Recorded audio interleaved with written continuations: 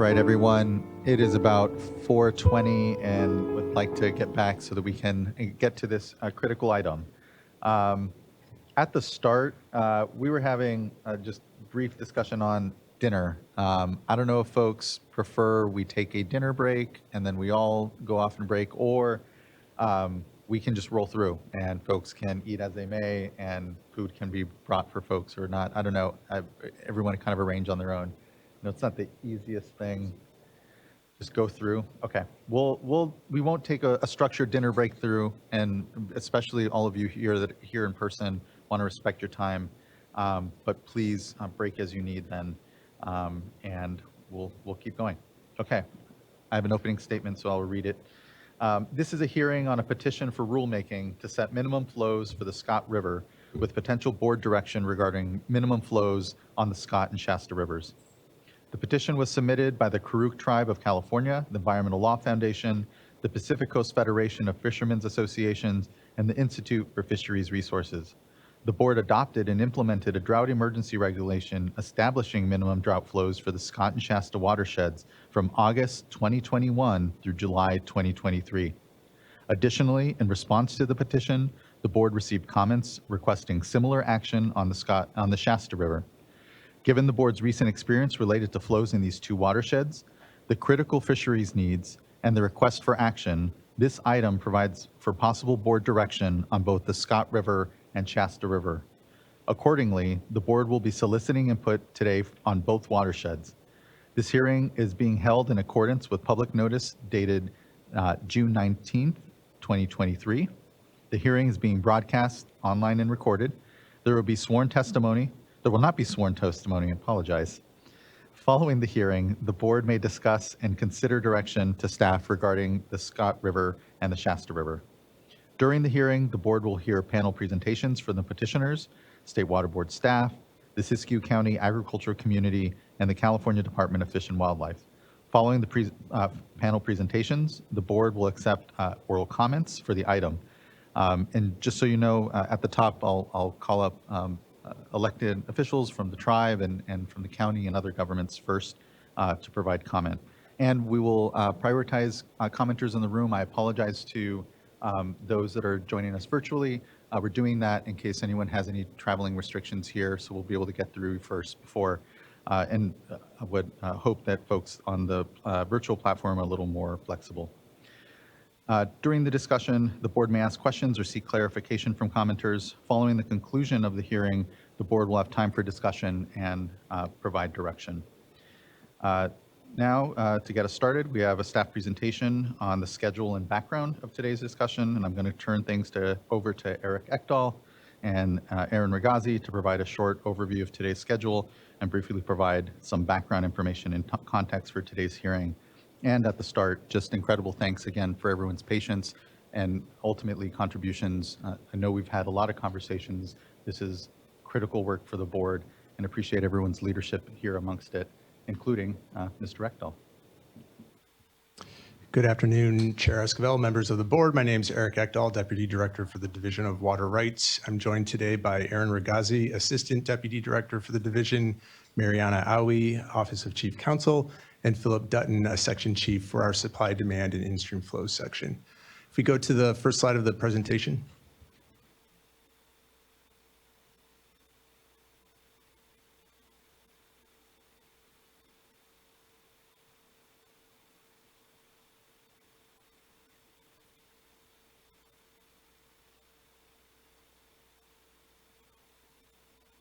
Slides coming right up. Thanks for the patience. No worries.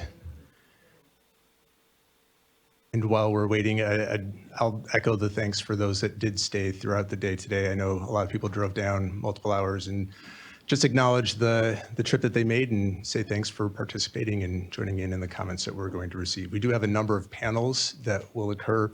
I can kind of run through the overview in lieu of the slides. We will have a short staff presentation.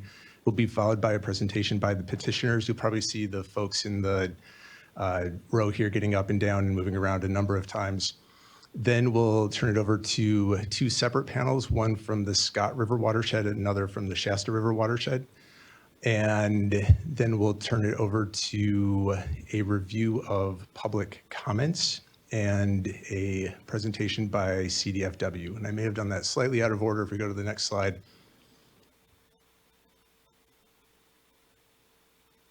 There we go. That was pretty close. Public comments at the end. Following public comments, we do have 3 short slides, again, from staff that will potentially help frame the board discussion and talk about potential options, at which point we'll then turn it over to the board discussion and possible direction to staff. Next slide, please. We'll go through very quickly, recognizing that it's already late in the day. Quick background, and let's just go right to the next slide.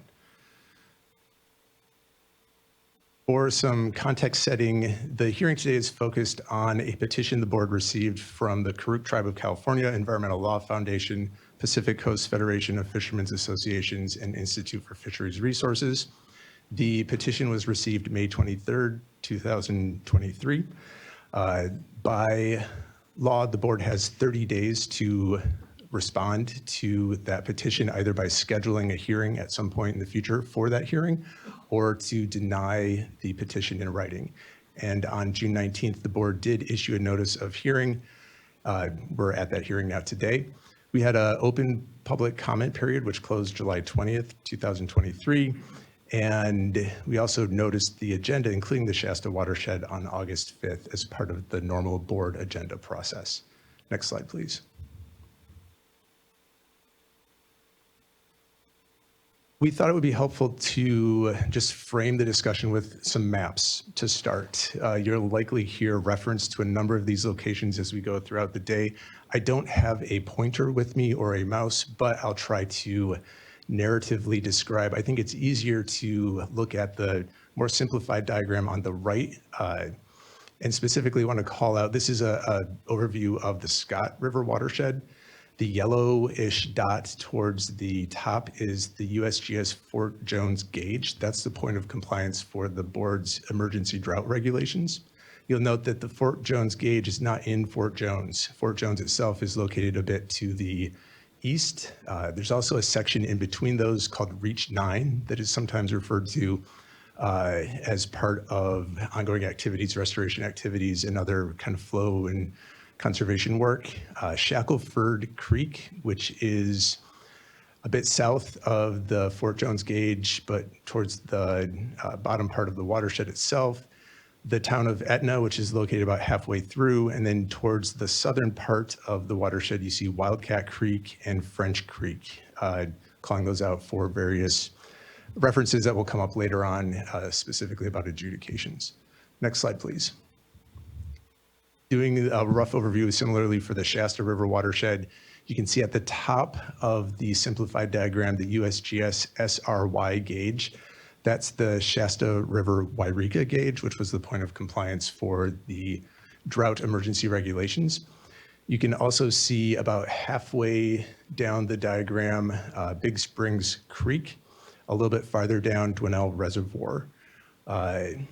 And again, you'll likely hear reference to these as we go throughout the afternoon and evening.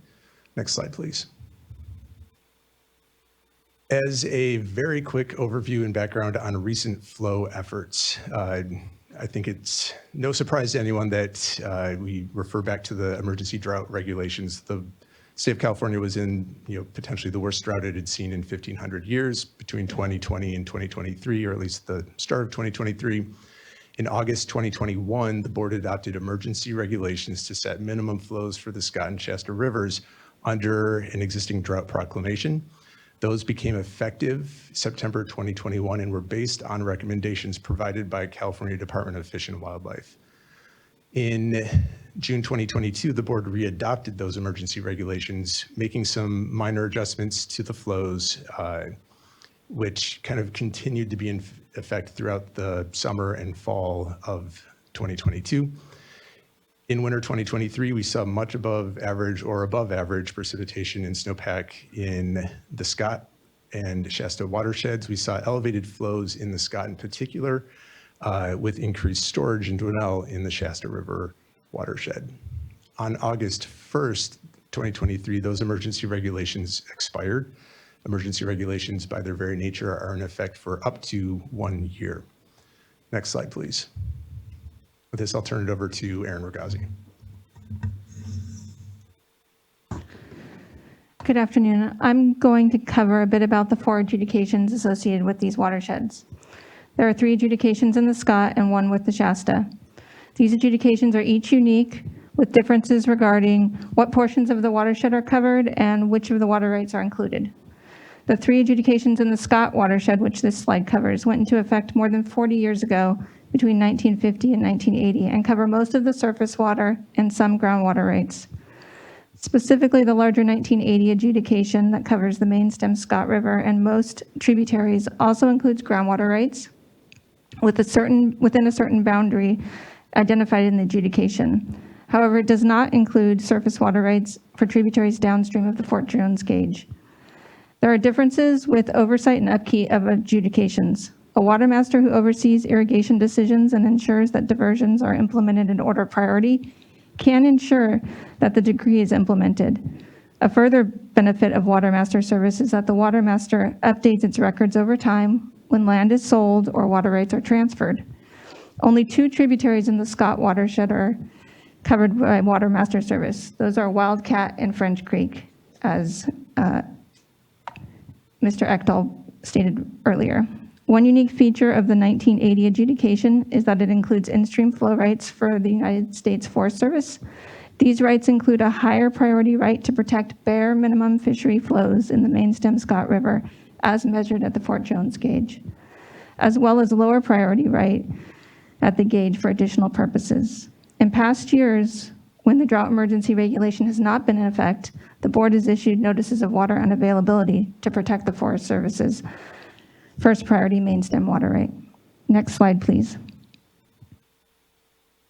Turning to the Shasta watershed, there is 1 adjudication or decree. This adjudication only covers appropriative surface water rights that existed when the adjudication was issued in 1932. Accordingly, it does not cover riparian water rights, appropriative surface water rights issued after 1932, or groundwater. While the Shasta adjudication is overseen by the Scott Valley and Shasta Valley Water Master District, the fact that it covers only a subset of water rights makes it difficult to oversee, as the most senior, such as riparian or overlying groundwater, and most junior, appropriative groundwater and surface water rights issued after 1932, are not part of the Water Master Services. Additionally, while the adjudication contains water rights for Wairika, Willow, and Julian Creeks, these water rights are not overseen by the Water Master. Accordingly, the majority of water rights in these 3 creeks do not have water use reports filed with the State Board, and changes in ownerships and exercise of water rights over the 90 years since the 1932 decree was issued are largely unknown. Next slide, please.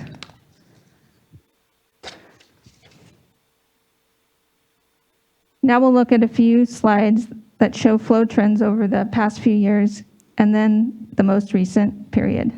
Starting with the Scott River watershed, this figure shows January 1st through yesterday. The blue line shows flows at the Fort Jones gauge. The red line shows the drought emergency flows. And the green line represents the 2017 CDFW flow criteria, which you'll hear more about today. As you can see, this was a much better water year than the preceding ones. You can see that the Scott River sees fairly high flow events followed by a quick recession to the base flow when there are not subsequent precipitation events. You can also see that summer and fall base flows are quite depressed, and precipitation plays a key role in providing higher flows in the fall that are needed to support salmonid migration. Next slide, please. So drilling down a little bit, moving to the most current flows on the Scott River, here's a figure that shows flows since May 1st of this year. In this instance, the blue line represents flows in existence prior to the expiration of the regulation, and the red line represents flows following expiration as of August 1st. As you can see, this year flows remained above the drought emergency flow until Thursday of last week, August 10th, and dipped below the CDFW 2017 flow criteria in early July. As of 8 a.m. today, the flow was 19.9 CFS at the Fort Jones gauge. Next slide, please. Moving to the Shasta River for the same period as before, January 20 period forward, you can see that even outside the regulation period, flows generally remained above the drought emergency flows in the wet season, but were substantially below the flow requirements 50 CFS in the summer period. During regulation implementation, flows generally followed the flow requirement throughout the year with few exceptions. I do want to note that the board has a contract in place with the Water Master, which has helped the board understand the Shasta River watershed better, including demand associated with water rights it oversees. The work of the Water Master was critical to the state's drought response efforts over the last 2 years, and a note of thanks is due to the work and creativity in working with water users in the watershed and managing diversions. However, as noted earlier, the exclusion of large amounts of the watershed from Water Master services creates hurdles in the management of the watersheds. Next slide, please. Looking at the more recent flow trends in the Shasta, immediately following the expiration of the regulation, flows on the Shasta decreased to approximately 20 CFS and have varied, remaining below the drought flow requirement since then. As of 10 a.m. today, the flow at the Wairika gauge was 34.5 CFS. Staff understand that some locals have taken near-term efforts to keep flows higher than they've been in previous years. We expect to hear more about such efforts during the Shasta Watershed panel discussion later today. Next slide, please. A quick recap of today's schedule. So next we're going to hear from the petitioners, followed by a staff presentation summarizing comments we received on the agenda item and the petition. Next we'll hear from each of the watersheds, Scott followed by the Shasta, and then CDFW staff will provide a discussion of fishery conditions in the watershed. That will be followed by public comments, and then there'll be a short presentation by board staff, followed by a board discussion and possible direction to staff. That concludes staff's background introduction. Thank you for the time, and next up is the petitioners. Thank you very much, Ms. Mergazi. We'll give a moment for the petitioners to swap out here with you on the panel.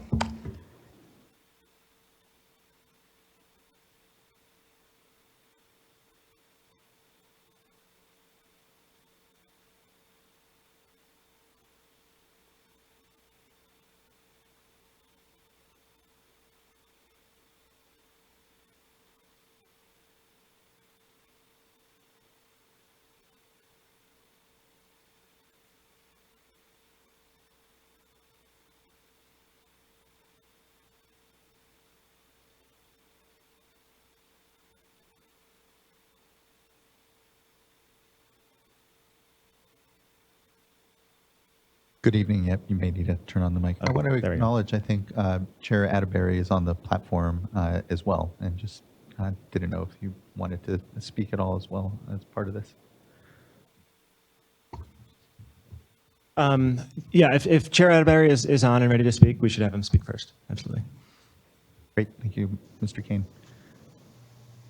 Chair Atterbury, apologize. I don't know if we're prepared to speak here, but would welcome you here to address us. Good to see you. Thank you. Yes, thank you. Can you hear me? We can.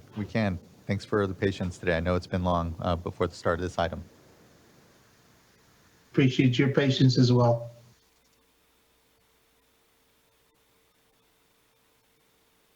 Feel free to begin here, Chair.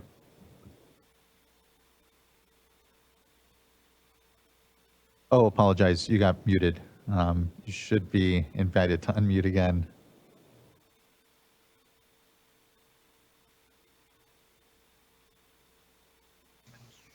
Okay, yeah. Thank you, Chair Esquivel and colleagues and staff. I know it's a long day. I'll get right into it. So basically, as you know, the Crook tribes lived in the Klamath Basin since time immemorial. Our ancestors enjoyed a bountiful watershed with robust fisheries, forests filled with acorns, mushrooms, plenty of deer and elk, a really healthy way of life, with the salmon being the main food source. And with the combination of climate change, low flows, water quality, and the low flows and water quality are what caused the disease for the 2002 fish kill.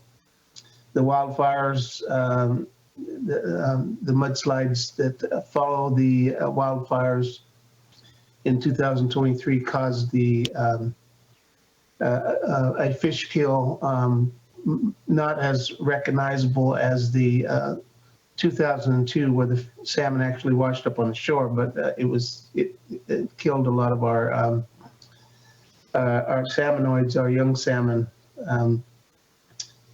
and dewatering of our surface water and our aquifer system is very concerning.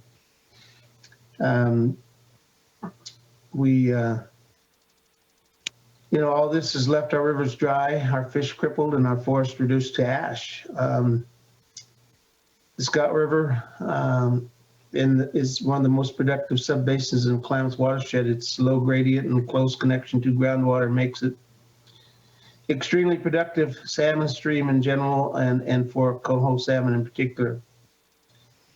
The Scott and Shasta are the heartbeat of the Klamath salmon production, serving as key spawning grounds and nurseries that stand apart from any other subbasin. The Scott River goes dry in most summers, even in the wettest years. Flows today are less than the driest years a half century ago. After years of efforts to compel state and federal agencies to protect fish in the Scott River, the Kuruk tribe has petitioned the State Water Board to require a minimum flow in the Scott River and Shasta River. The petition highlights that state law provides the authority and duty to take action to protect fishery resources. We're not here to drive farmers and ranchers out of business, but we're here to seeking justice, fairness, and inclusivity. It's really hard to overstate how important the salmon are for the Kuruk people.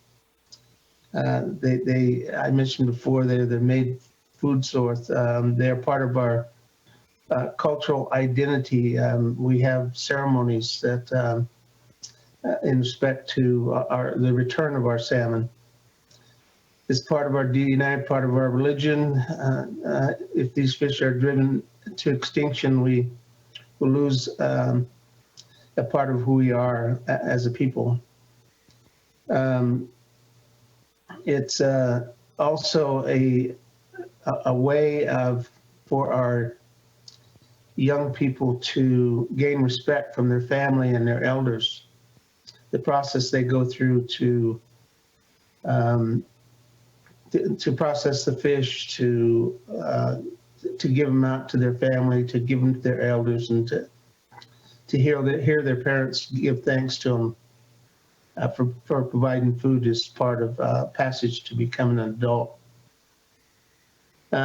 So we're here today to ask the Water Board to protect and restore our fisheries, ensure we continue to exist as a people, and ensure the process is just, equitable, and fair. I know that you are, and one more quick thing. As we do that, we also put this petition in place, these water flow restrictions in place, and then while we do that, we could work on water conservation efforts so we can see how close we can come to the farmers and the fish having all the water they need. Thank you for your time. Thank you, Chair Atterbury. Really appreciate your comments here and look forward to the further discussion. I'll look over to Mr. Kane now, or Councilmember Hockaday. Good to see you. You may need to turn on the mic. There you are. Can you hear me now? Good afternoon, Chairman and the Water Board. Thank you for your time and for this matter. As my chairman said, that the fish is one of our heartlines. We worked hard for 30 years to get the 4 dams out to hopefully we can replenish the river a little bit more.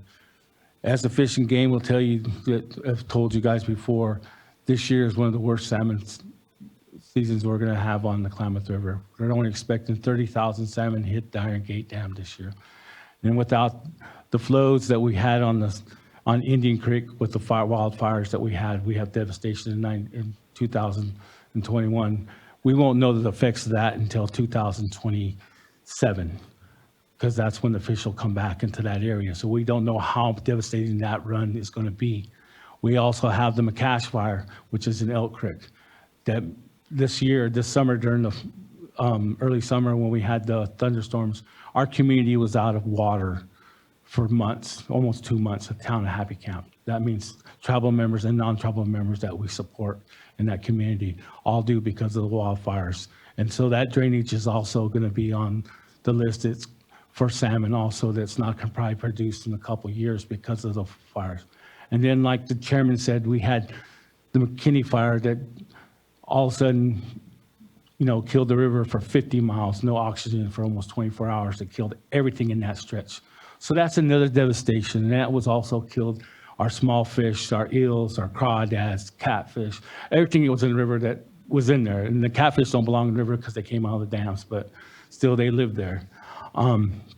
So that is devastation. Then what really hurt us all was when the farmers on the Shasta took half the river right after that. Right after that, knowing we just had a major fire kill, and took half the Shasta River. So I understand that farmers have to survive just like we all have to survive. But at the same time, how long are we going to keep killing our fish? When's the last time the Scott River people gave up water for the fish? If you go back and look on Google Earth from 1980 to today, the Scott Valley has been the greenest part in California. They've never, ever had to stop watering their crops. But the river goes dry. We all know that. We see it. We just seen it the other day. Parts of the Scott River right now are dry as we speak today. And those fish live in there. I'm not here to take away from the farmers. I've talked to the farmers. My family was one of the first families to move to Scott Valley, in the 1800s. I have family members that raise cattle in the Shasta Valley. So I'm not against them. So I'm not here to take away their livelihood. But I have to protect those fish. That's part of my culture. That's part of my religion. And I left the ceremonies today, just yesterday, to come here. Our medicine man is doing a salmon ceremony as we speak tonight here, as soon as the dust comes on, which I'm here to protect our fish for we can have those ceremonies. We're going to keep doing those ceremonies no matter what, if they're fish or they're not, because that's what the Creator gave us. But I would love to sit down and work with the farmers. But right now, we need these flows in place until we come to a spot where we can all agree on everything and work together. There is a lot of great ideas out there on the table, talking to the farmers and talking with the other tribes up and down the river. But it's time to protect those fish. Our fish have been starving and dying for the last 30 years. And you see it all. I just don't know how to explain that the salmon, I'm here to represent them because nobody else is here to represent them besides the tribes. But there is a way we can all have water. We can do it. But we just need to all come to the table and find out. But right now, we need these water flows because we don't know what next year's going to bring. Yes, we had a great winter this year, but one winter out of 20 years is not going to make up for the water deficit that killed some of these fish on the river. So keep that in mind. Just because we had one great year, don't mean next year's going to be a great year. We're still in a crisis of climate change. And we need to come to the table as the board, farmers, and everything, and figure out how we can protect the fish and the farmers. Like I said, I like garlic. I need hay to grow my cattle, to feed my family too. But at the same time, I have to speak for the fish. It's time for us to save the salmon. So thank you guys, gentlemen, ladies and gentlemen. Thank you for hearing me out. Councilmember Hockaday, thank you. Thank you, Chair Atterbury. Councilmember Hockaday. My name is Nathaniel Kane. I am the Executive Director of Environmental Law Foundation. I'm here on behalf of the Crook Tribe, on behalf of ELF, on behalf of the Pacific Coast Federation of Fishermen's Associations and the Institute for Fisheries Resources. And I'm here to tell you why we need a flow setting regulation on the Scott River. This river is one of the most important rivers for fisheries in the entire North Coast. Flows have been dropping for decades. And we're now at the point where absolutely nothing else has worked. State intervention is absolutely necessary for the continued viability of coho and chinook and other species in the Scott River. Next slide, please. Let's start out with a little bit of the geographic context. So this is the northern half of California that we're all familiar with. I would just like to point out the geography, the topography of this region. It is extremely mountainous. There are a lot of very steep river valleys. Next, please. I put this circle around the Scott Valley to show how unique an area it is. It is one of the few flat, low gradient valleys in all of the North Coast. And it's one of the few alluvial basins with groundwater that can actually hold water and hold flow through the summer months after the snow melts. To put it plainly, fish love it here. And that's why it's so unique and so important. There just are not a lot of other spots like it. Next, please. This is just a zoom in on the Scott Valley itself. Flows from south to north. We already saw a slide on the tributaries. So I'll just point out the location of the fish counting station. And I just want to point out how that it is right above the steep canyon reach. So the fish that don't get to that counting station are not getting where they want to go. They want to get into that low gradient, slow moving valley where they can find good spots to spawn. If they're not getting to the fish counting station, then they're spawning in the canyon, they're forced to spawn on top of each other, and they're subject to scour in the winter where they just get flushed out by the floods. Next slide, please. This is Councilmember Hockaday. I believe this is summer 2021, standing on a bridge over the Scott. That pool in the water right there, that is the Scott River at this time. Councilmember Hockaday this morning told me that there were fish, there were coho and other similar pools, and those pools a few days earlier had been big enough to support fish and dwindled down and dried up over the course of a couple days that summer. Next slide, please. We're going to look at flow trends over the Scott over the last few decades. This is the entire record of mean August flows in the Scott River from 1942 to 2022. We have to start the story in 1942 because that's when we have good numbers. But next slide, please. This earlier period is the record of an impaired system. This is the record before large-scale groundwater withdrawals, but it's also a period that postdates beaver removal. It postdates hydraulic mining that severely disrupted the river.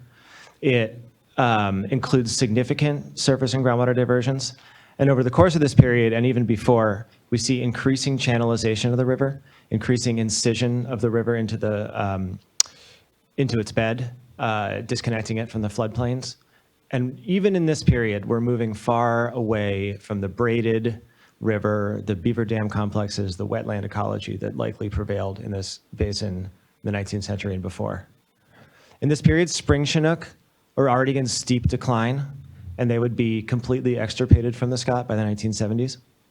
And yet, even in this, with all the obstacles facing the river during this period, we never saw a single year where flows dropped below the CDFW emergency minimums of 30 CFS in August. With no flow management whatsoever during this period, we see many years where flows exceeded the 62 CFS, the 77 CFS CDFW flow recommendation. And the next slide, we see the period after 1980, after the adjudication. In this period, in the majority of years, we fail to even hit the emergency minimum flow. It's been more than a decade since 2011 since we've hit the CDFW flow on average in the month of August. The flows we see in the last 10 years are a trickle. 7 CFS in 2014, 7.2 in 2015, 6.3 in 2020, below 10 in 2021 and 2022. We need over 20 to connect even the most downstream tributaries in the valley, and we're just not seeing those numbers. Next slide, and then the next slide. This is the same trend in September flows over the same period. Again, next slide. Before 1970, a degraded system, but we meet the emergency minimums in every year but one, and we frequently hit the CDFW recommended flow. Next slide. After 1980, we rarely hit even the minimum flows, and it's been 25 years since we met the 62 CFS September flow. Next slide, please, and then the next one. So this is the same flow data presented a little bit differently. So I want to look at the upper graph here. This graph shows the same data. Each of these dots represents a water year, and they're color-coded to represent how wet the year is, how much precipitation fell that year. So I want to point out, next please, I want to point out this period in the 40s and 50s. We had some very dry years, those yellow dots. But those flows in August of those years were in the 50s and 60s at Fort Jones. And then we had dry and normal years, the light green and dark green dots, where flows were well above 50. And I want to point out the trend line down over time, especially after 1980. Next slide. I put this horizontal line here on the driest years in the 50s to show how far we've fallen. Now we have normal and wet years, those are the blue dots, that are well below the very dry years in the 40s and 50s. Towards the right, you see a dark dot that's touching that horizontal line. That's 2017, the Scott River's most recent very wet year.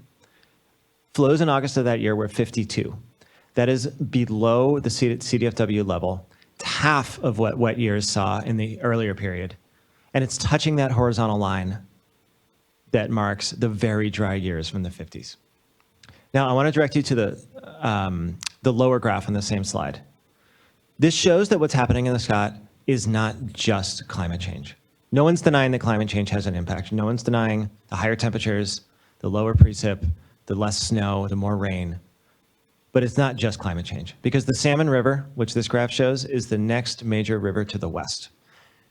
It doesn't have the same agricultural industry as the Scott, and we just don't see the same trend of steadily declining flow.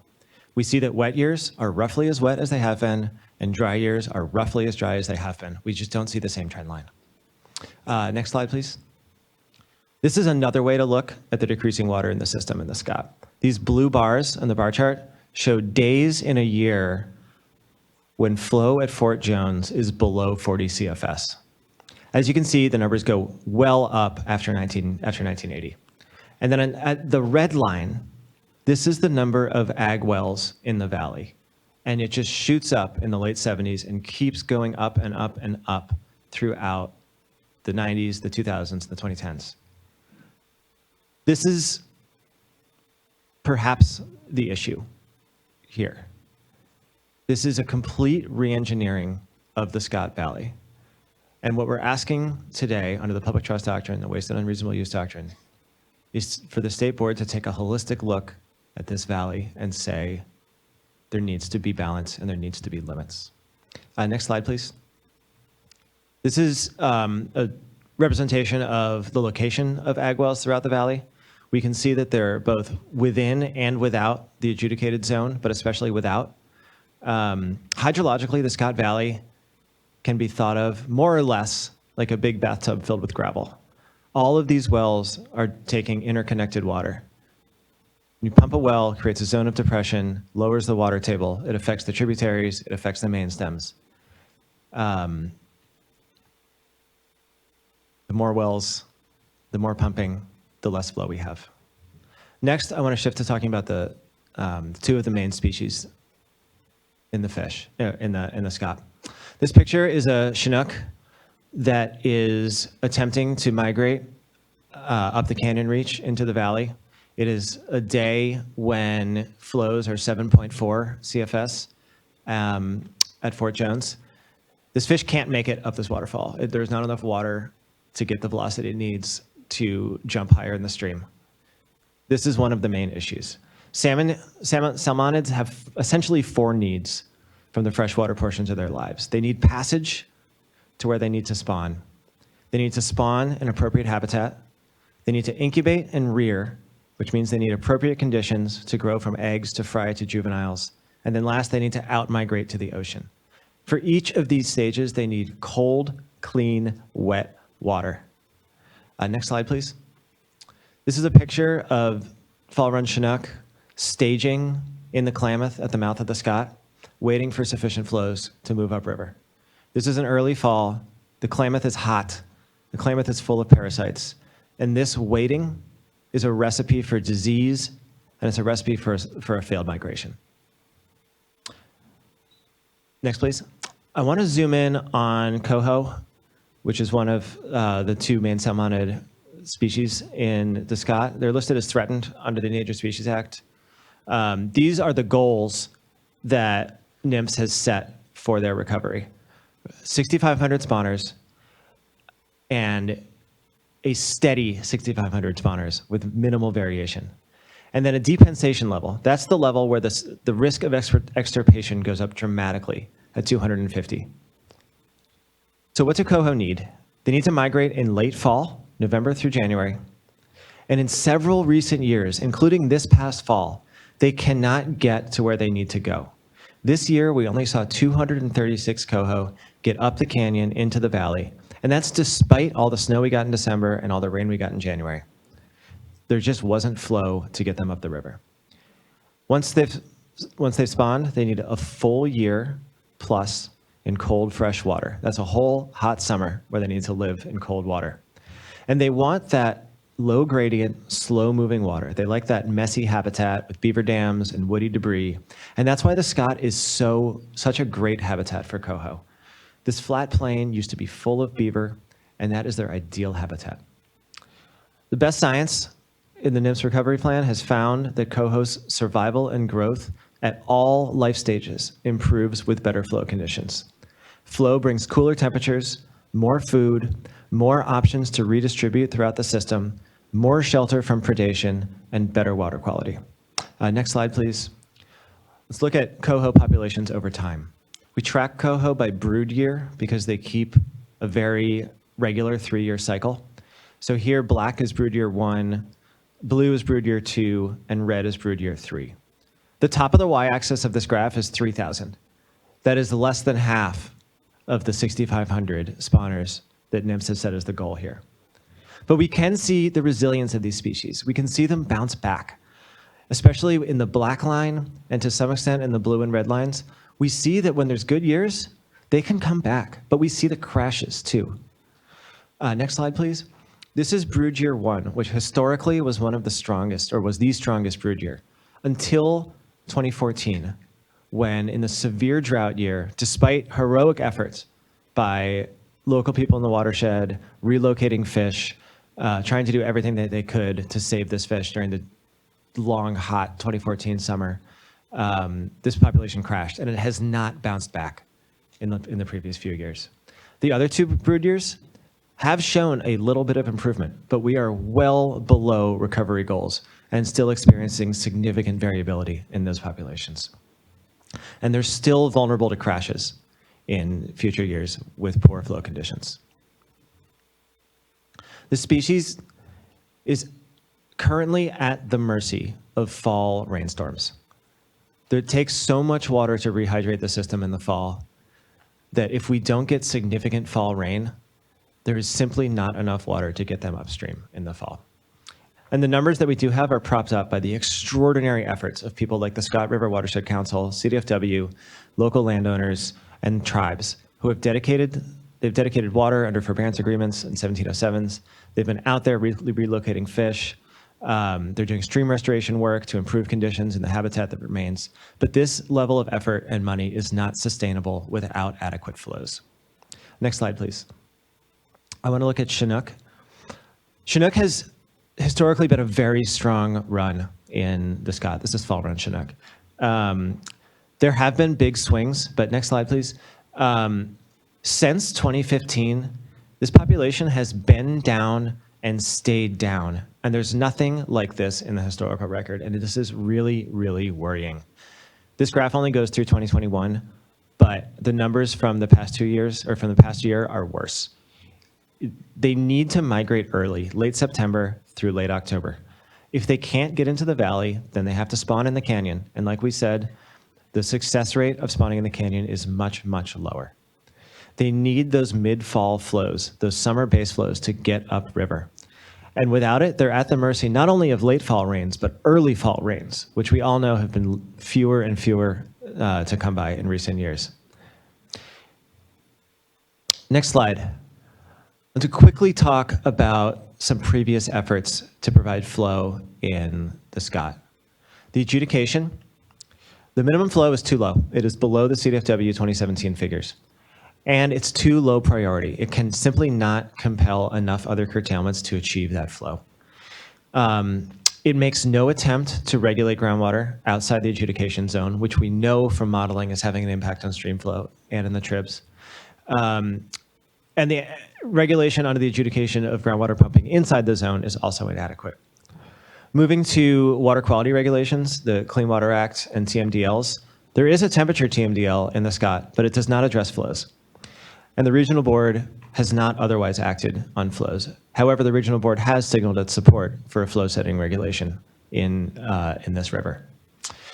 It was mentioned earlier, the non-regulatory notices of unavailability in the previous drought. Those had no regulatory effect and had ultimately no effect on flows. Sigma, it excludes surface water. It excludes the adjudicated zone, and it calls for very limited reversal of depletions elsewhere in the valley. Finally, the emergency regulations. They were an incredible first step, but they're only possible in droughts and under certain limited circumstances. And we know that flows are not adequate in regular dry years, in normal years, and even in wet years. And it's unfair to the river, it's unfair to stakeholders, and it's unfair to the fish to rely on ad hoc emergency solutions when there is such a need for long-term management, for certainty in this river. And that's what we don't have. And so relying on emergency regulations is not a sustainable path forward. Next slide, please. I'm not going to spend too much time on the legal authority. It's well covered in our petition. I would recommend anyone read it if you have questions. But suffice it to say, this board has the authority to issue a flow regulation. Every previous flow regulation has been upheld.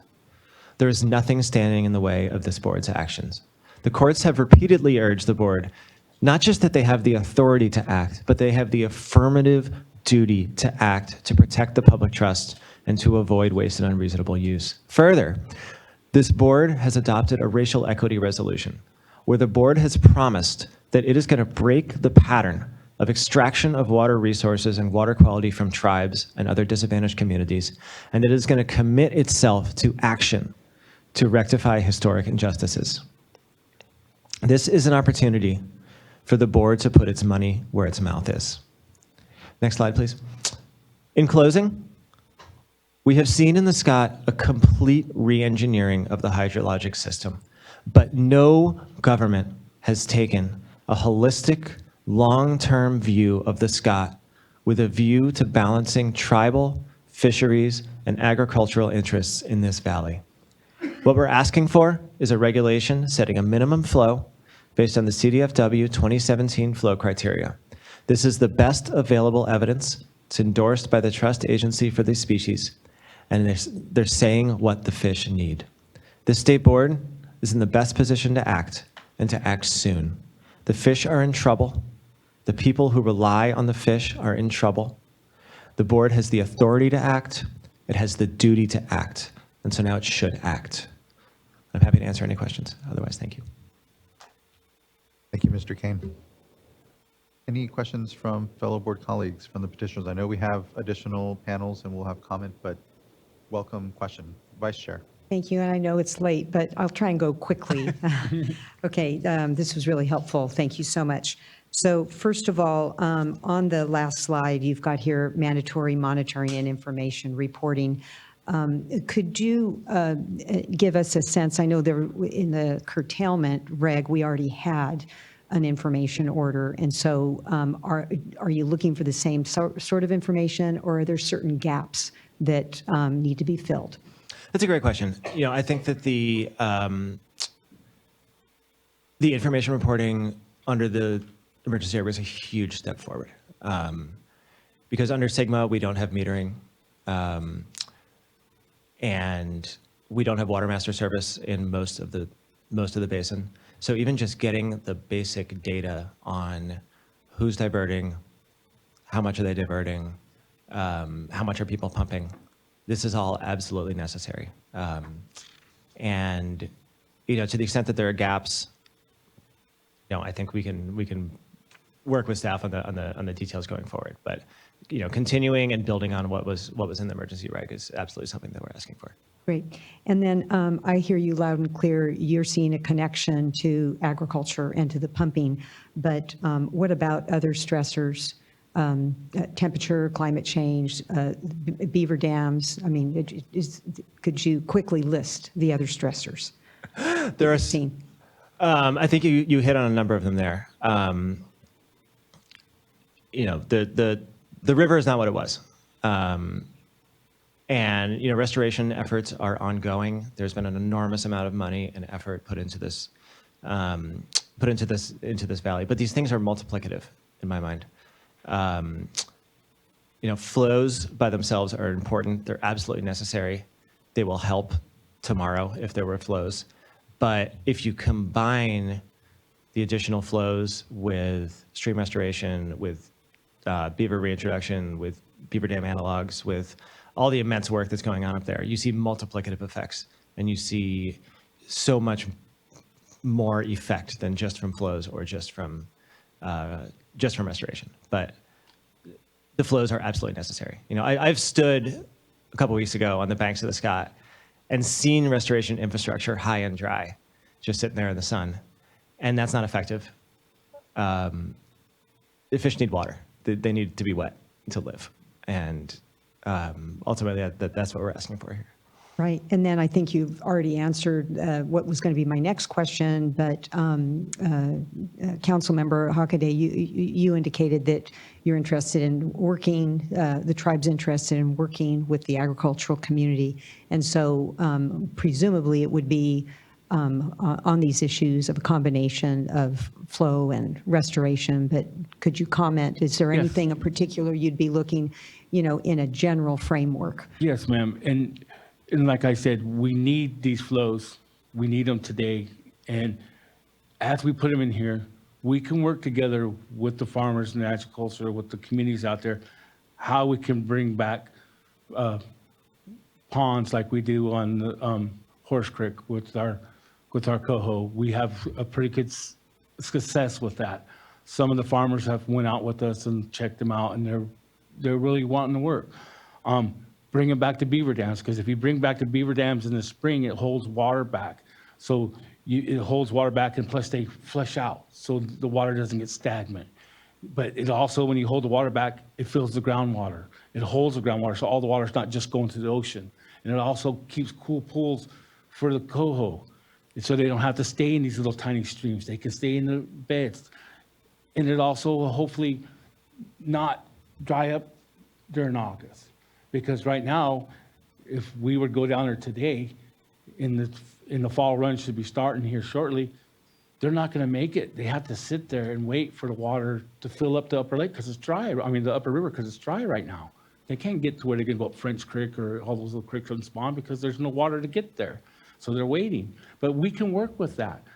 But if we don't throw these entitlements in now, these flows now, and if you guys decide to get rid of them, we're going to be back here 2 years ago because we don't know what the future is going to hold. We don't know if we're going to get a big snowstorm next year. We don't know if we're going to, be dry for the next 5 years because we don't know the future of what's happening with this climate control.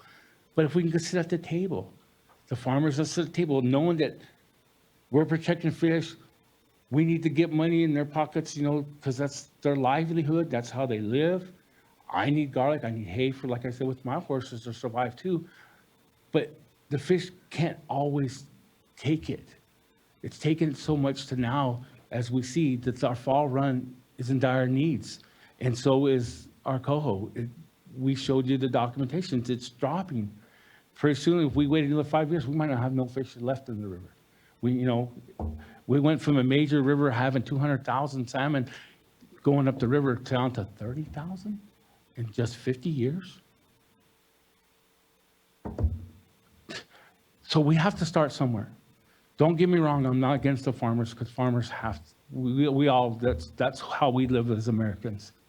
But at the same time, do we kill a species off, knowing that they can take, instead of making 4 cuts a year, they can make a 3rd cut, only 3 cuts and survive because they did it before and survived?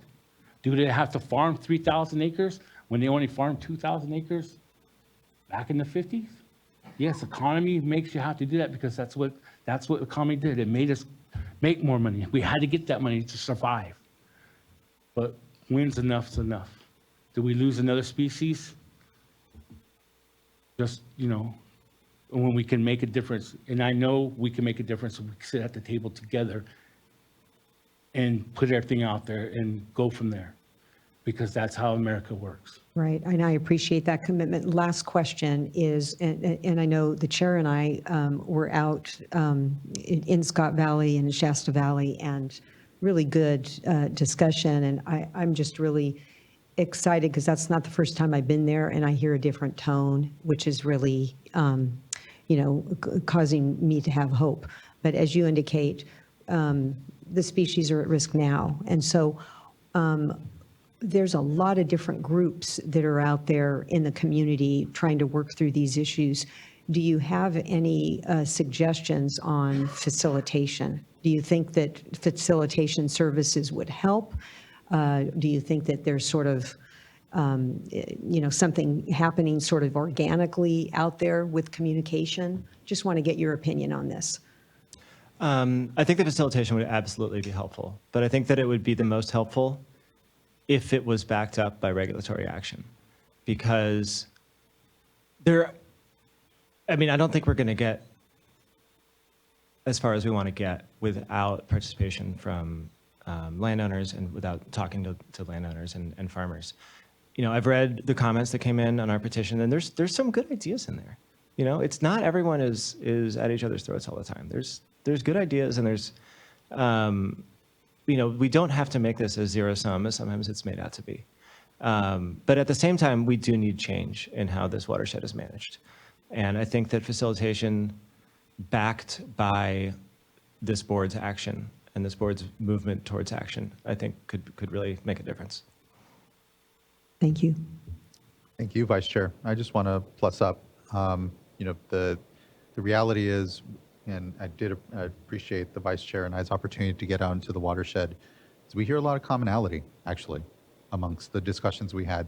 Disagreement on how you get to where we want, but I know this community wants to see thriving agriculture, thriving fish, thriving tribes, and acknowledge that there are obvious tensions here, and an opportunity to continue to work together. And I think for me, what's been rewarding, and today's discussion is an example of that, is that this is a working board, and we're here to work with these issues and work with the communities that are impacted through them, and are wanting to provide that space and that opportunity, whether it's through facilitation services or just our ability to continue to connect across the many communities here. And just want to thank the hospitality that welcomed in to have some good conversation before we got to today. So thank you, Vice Chair. Any other questions, comments for the petitioner panel before we move on our panel? Board Member McGuire. Yes, thank you for the presentation and the good discussion already. I just have one question, and I think you covered it in your petition, but it speaks to the timeline for this. I think, having experienced the drought these last couple of years, I understand firsthand how quickly this can come upon us, and hearing your comments about your concerns about the coho maybe not having 5 years left.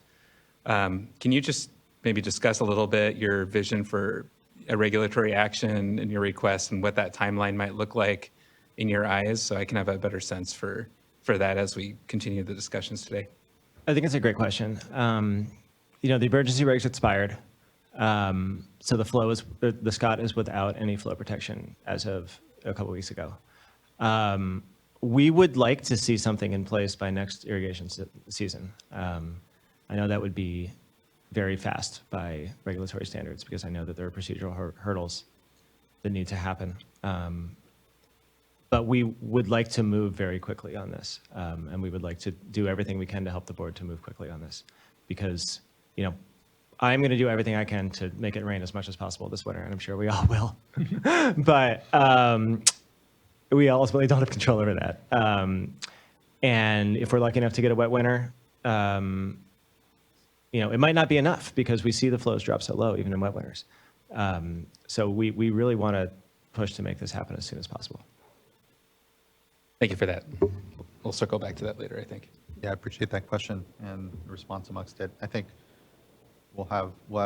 I sense urgency, and I think here it's a question of, as we decide and provide direction, how best we acknowledge that a lot of this work is still mid discussion amongst it. So I appreciate it, Mr. Kane. Anything further from board members? Hearing none, we'll have further discussion certainly, though. Thank you, Mr. Kane. Thank you very much. Thank you, council member. And Thank you again, guys Chair. very much for. We'll keep chatting here. Let's move on to our next presentation, though. I would like to now call up the Scott Ag community members, Scott River Agriculture community members, and give a moment for folks to swap up. After the Scott River community members, we'll go to the Shasta, and then we'll move to CDFW presentation. And amongst there, there'll be an additional board question to discuss.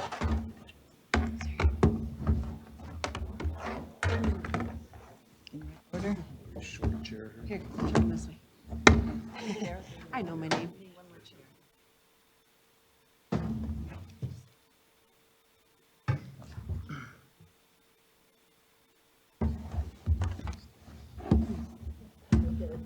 Thank you all again for traveling down and the patience today, as we've had a longer item than we expected prior to this. So just thank you and appreciate you all being here with us.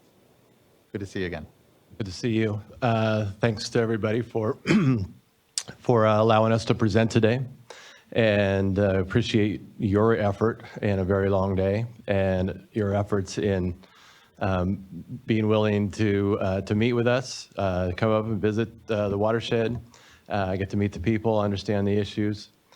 And I'm just buying a little time as we see if we can get a PowerPoint up. But if we can't, we'll move on anyways, because I know it's late in the day.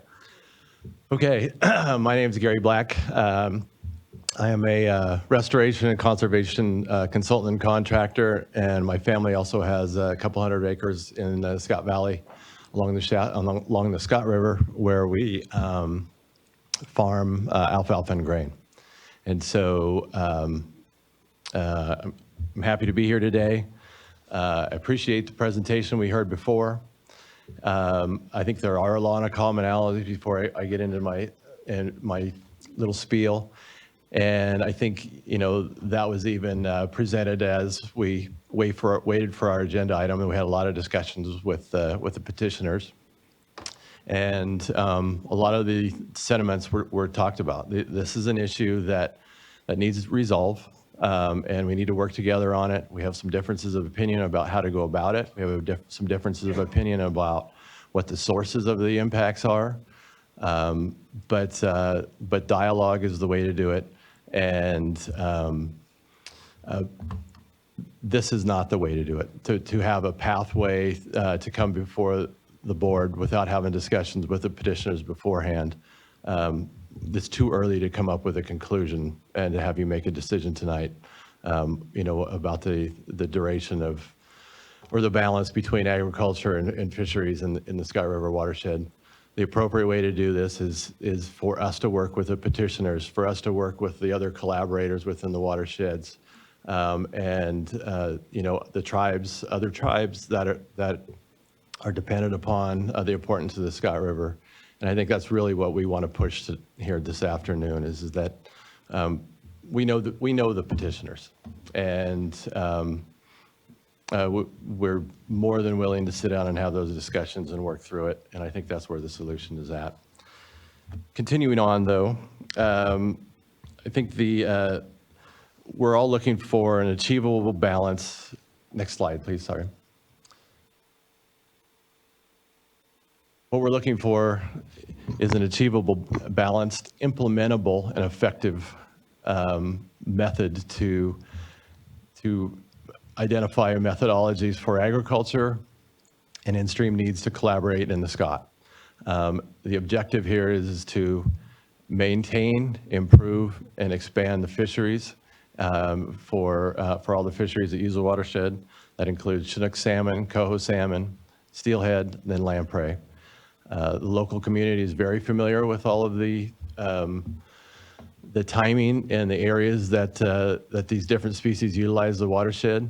And we've done a very nice job of working with management in order to ensure that these fish are able to typically fill out their life stages that they need. Next slide, please. Just a little bit about the Scott River. 804 square miles. Notice that there's a ton of upland and upland grazing. And we'd like to probably focus the attention of the change in the hydrograph over the last 40 years to upland consumption. That is a change with forest plan management. And so, that 437,000 acres is having an impact on the volume of water that is entering Scott Valley. We're not denying agriculture doesn't use water. We use water as agriculturalists.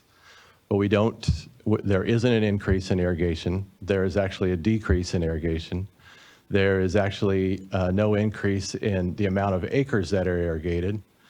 There's probably a decrease in those numbers as well. We just don't have those numbers exactly in front of us or through a process. There's probably a transition in irrigation methods over time where there used to be a lot more flood irrigation and less groundwater extraction. But I would say the regulatory environment encouraged people to move from surface water diversion to groundwater diversion. And there's probably a nicer balance there 20 or 30 years ago than there is now, where there is a better conjunctive use strategy. We would like to go back and work with our collaborators to evaluate a better conjunctive use strategy throughout the watershed. We feel that's a much better way to go. We want to work with the Forest Service and private timber companies to reduce the volume of upland consumption and get that balanced. It's up to 400% over its carrying capacity. The snow fields have disappeared, and that has a huge difference on the snowmelt time and the duration of the base season flows. So we think those are some issues that we could really work on together. Just another good time to identify that we should have more information on the condition of our watershed. We should have probably better gauging data throughout all of our tributaries. There's some, but that's an area where that I think we could probably quickly jump on and improve. Agriculture has a lot of interim recommendations that we think would help out with fisheries, and we're interested in working with collaborators on that. Next slide, please. This is just a pie chart that identifies the land use within the 30,000 irrigated acres. I think you see that pasture is about half, alfalfa is about 38%, and grain is about 11%. I would say that the grain percentage has been increasing lately, and when the economy's right, grain is a great alternative to help out, because when you're farming a grain crop, you're done irrigating by the first week of July, and so a lot of people are incorporating that rotation into their farming rotation. I think alfalfa gets a lot of blame for being a water-thirsty crop, but in Scott Valley it actually fits nicely because it's a stand that can go dormant and not need irrigation. And through water conservation efforts, through improvements in growing, we're able to end our third crop earlier and earlier. And I think including myself this week, I will turn off several fields that are irrigated in alfalfa this week for the rest of the year. And a lot of people are moving that way. There's not a lot of fourth crop grown anymore. It was a fad at one point, but there's not a lot of fourth crop grown anymore, and people are focusing in on third crop. And a lot of people, while the curtailment regulation ended, they're still practicing a lot of those measures, myself included. They're still practicing those measures, trying to reduce the amount of water that they've applied, trying to reduce the irrigation sets, and decrease the duration of irrigation. So there's going to be a lot of irrigation that's turned off by the 1st of September. And we're mindful and we're sympathetic. We love a strong run of salmon. We feel the pain when the salmon runs, the Chinook run ends up just spawning within the canyon reach below Scott Valley. It's our goal to get the Chinook into Scott Valley, where there's less risk of scour. There's a little bit better velocities there for rearing. That's our goal too. And we don't like these droughts either. I think we just have a difference of opinion on some of the metrics that are consuming the water. There's definitely been a reduction in precipitation. There's been a reduction in the volume of water the volume of precipitation in September and October, and that's been really difficult on the Chinook runs. And we've got to get our hands around that issue and find a way to have a supply there for the Chinook in the month of October primarily. Next slide, please. As I've already touched on, Chinook and adult migration is our most difficult issue because the Scott River is a snowmelt-driven system. So we have high variable flows in the winters, followed by spring snowmelt in spring, followed by a decline in the snowmelt to a base flow condition. And that base flow condition continues on until we start getting some fall rains. And if we don't get those fall rains, then the base flow condition intersects with adult migration. And that's a condition none of us like to see. And it has happened fairly often in the last few years with the drought. We'll talk throughout this speech about some of the interim measures that we propose to use, including further collaboration. You can see that the Scott is important for Chinook, but it's only 10% of the Klamath Run.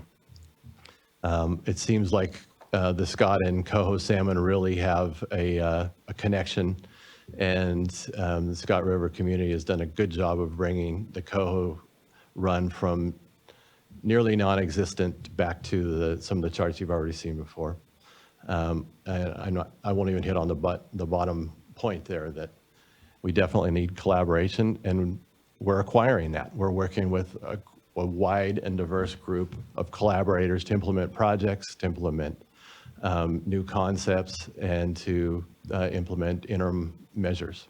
Next slide. Just a little bit about the turnabout that occurred on some of the conservation strategies that we've implemented over the last 30 years.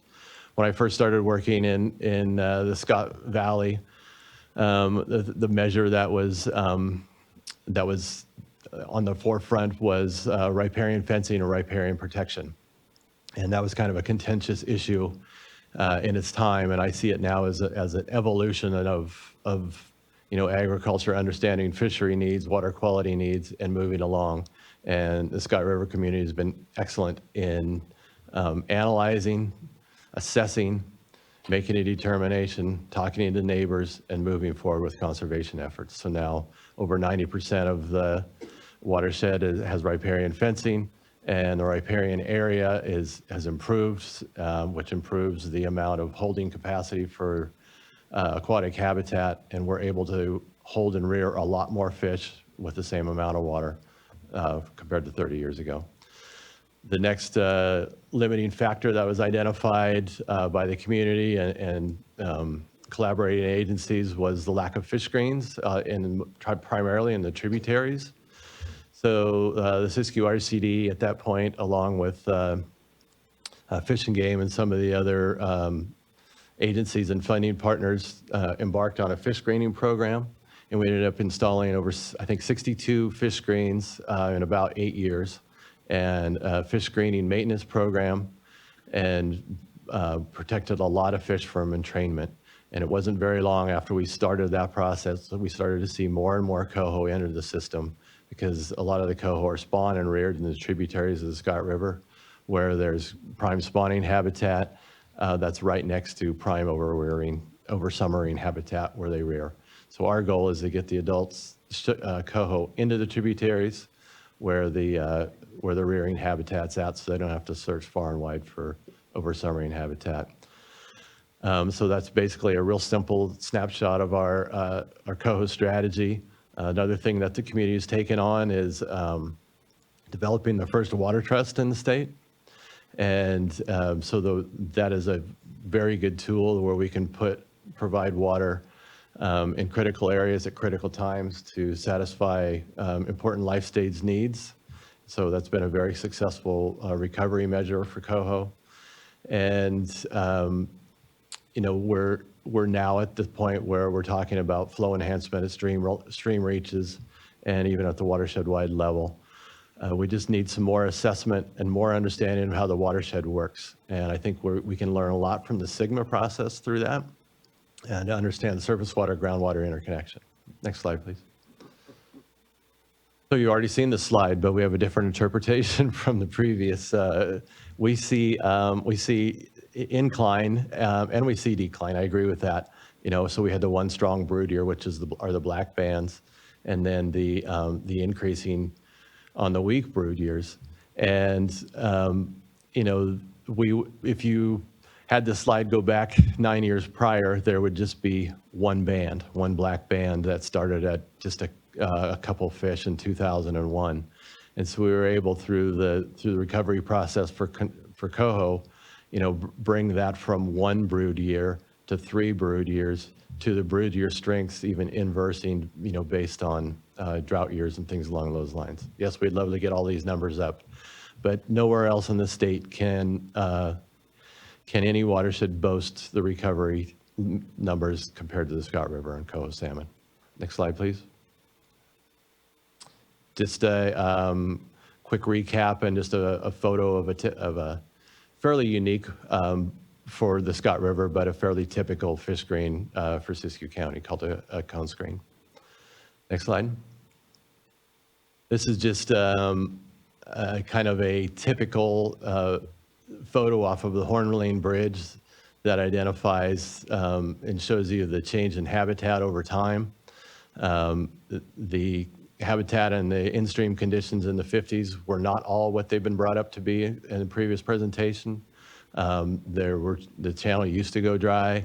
There was no riparian habitat or very little. And through education and enhancement and riparian planning measures, you can see the evolution improve and increase the holding capacity of the Scott River for rearing and production. Final photo for me. Next slide. So yeah, here's that same photo in August of this year, and you can see the riparian areas, still improving, and we're getting braided channels where it improves the habitat and makes the habitat more complex and usable.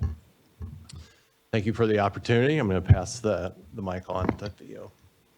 Thank you.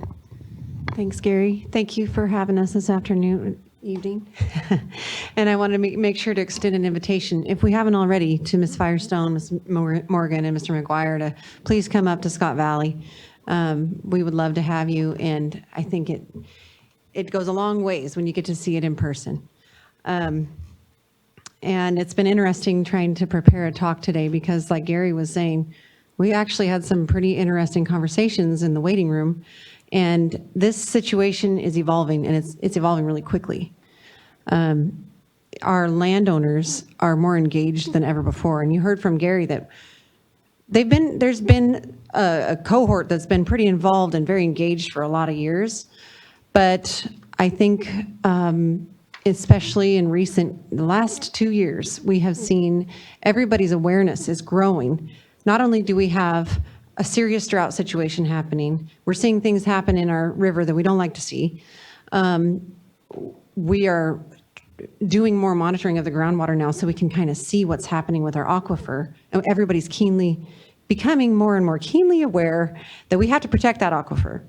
And I think the other awareness that's growing is our landowners realizing the pressures. There's social and political changes that are happening. And we're aware of the pressures on you, the water board, to act in the interest of the public trust. And times change, we have to change as well. And so forgive us for not always being the first ones to realize we have to change, but we know that it's coming. We just want to be able to be part of a process that makes sure we survive the changes. And some of what's being asked, the 2017 flow criteria, CDFW's flow criteria, it's not reasonable for our system. It wasn't based on any data collected in our system. So Ms. Summerstrom will go into more detail on that later, but we just want to make sure that there's a process.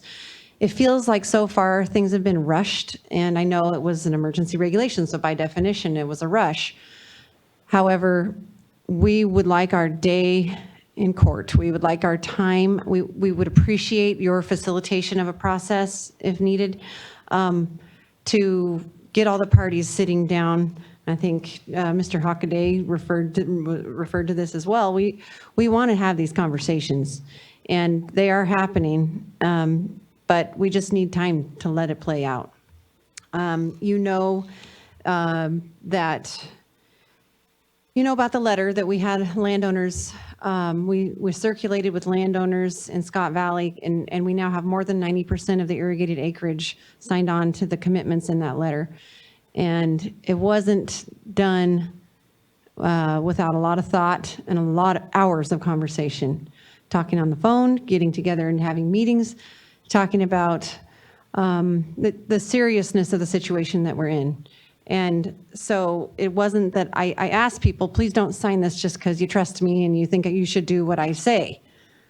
I need to hear from you whether you were really in on this. And people are. And so I just want you to be aware of that. And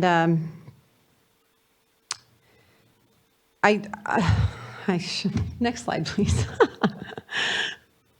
Here's the AGWA. We started in spring of 22 as a grassroots communication group because of the emergency regulation and the learning curve for myself, and in turn, a lot of my neighbors and people who joined AGWA just went phew. So here, you can see some people you might recognize in this picture.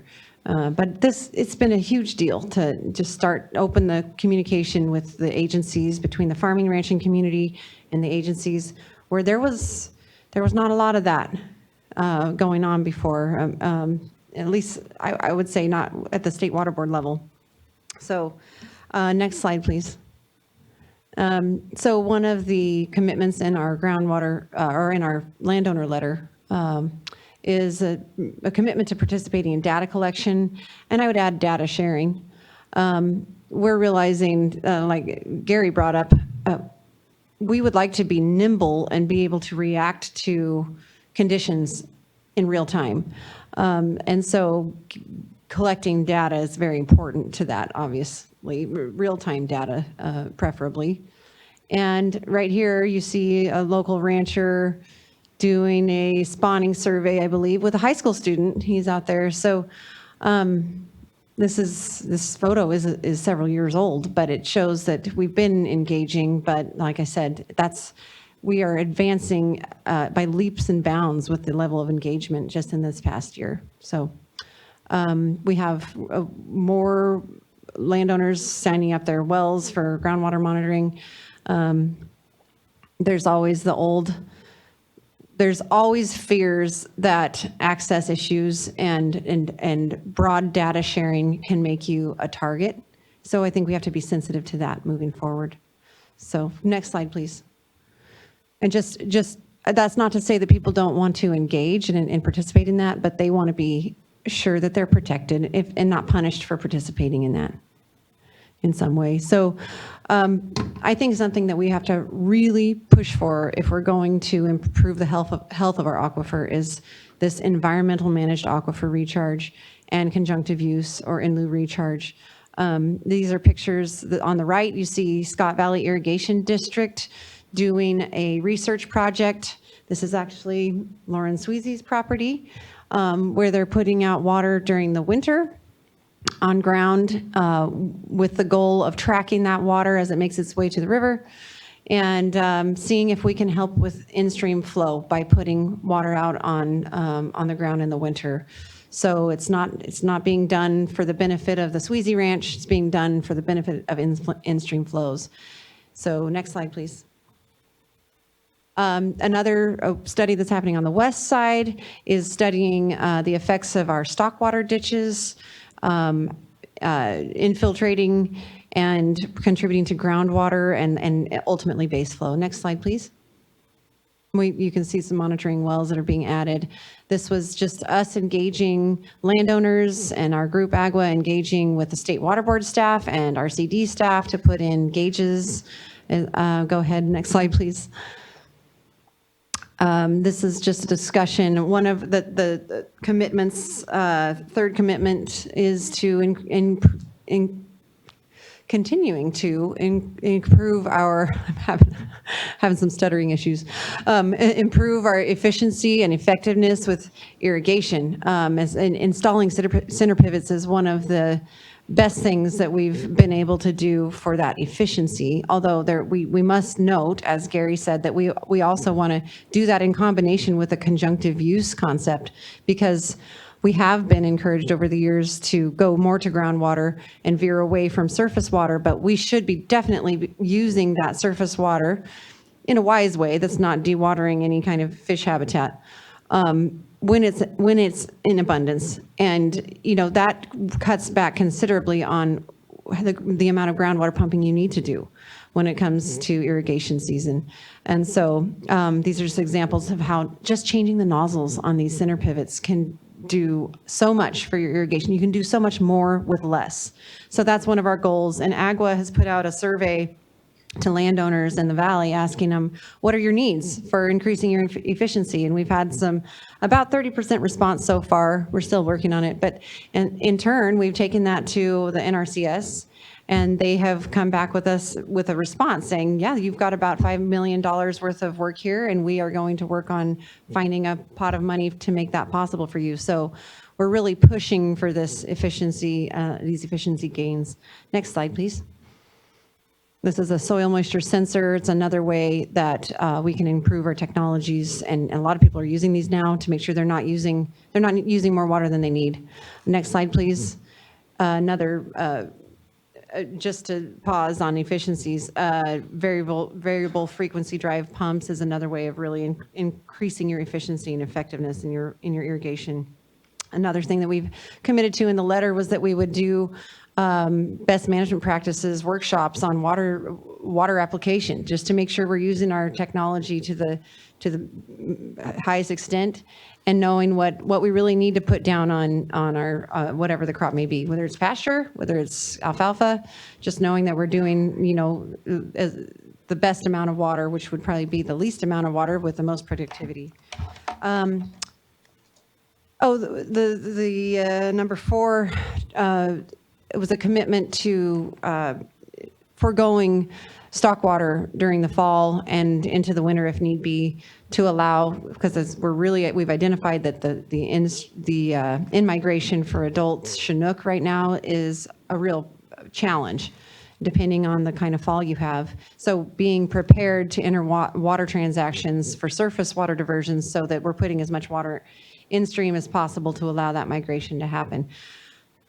It's something we can do to try to help, and that's what we want to do. So next slide, please. This is the group, Scott River Water Trust. Sari she was the founder or one of the founders of this, and it's still in existence today, and it's the group we use for those water leases. Next slide, please.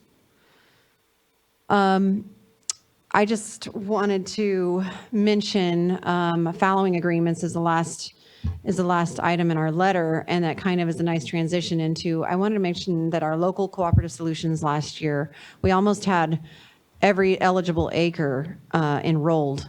And according to the coordinating entities, we had pretty close to full compliance with those LCSs. And it was a 30% reduction in groundwater use, and you could really definitely see that around the valley. There were some real sacrifices made. Up here you can see, this is just an example of grain versus alfalfa, but next slide, please.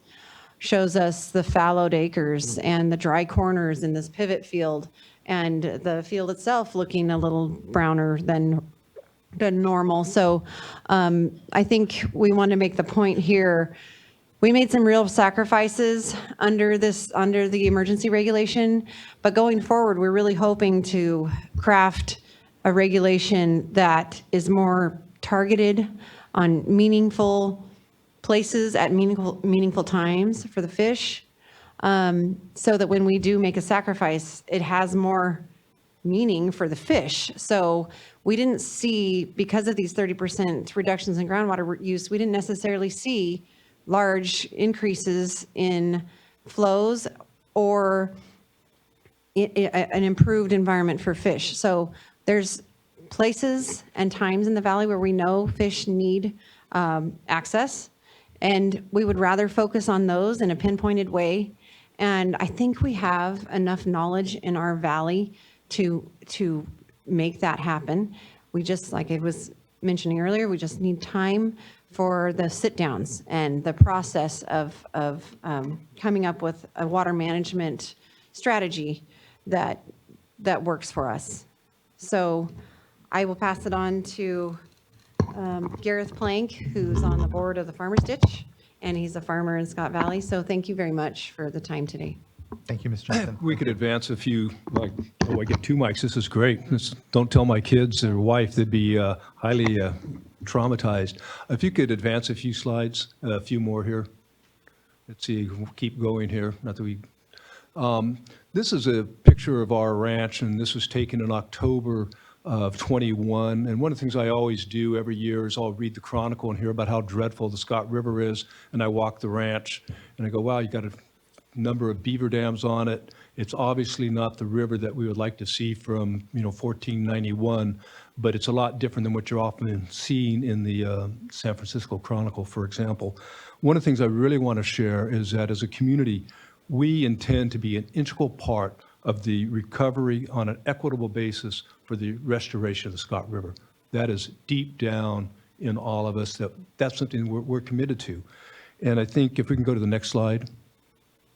Within that is something that, I look at in former Governor Jerry Brown, and it's, you need to do these things locally. And I just finished a book that the folks from Caltrop gave me, and it's called A Water Always Wins by Erica Grease. And in it, it's talking about restoring watersheds in Kenya. And what do the NGOs say there? This is the Nature Conservancy. We found that if we don't have the buy-in from the local farmers, nothing happens.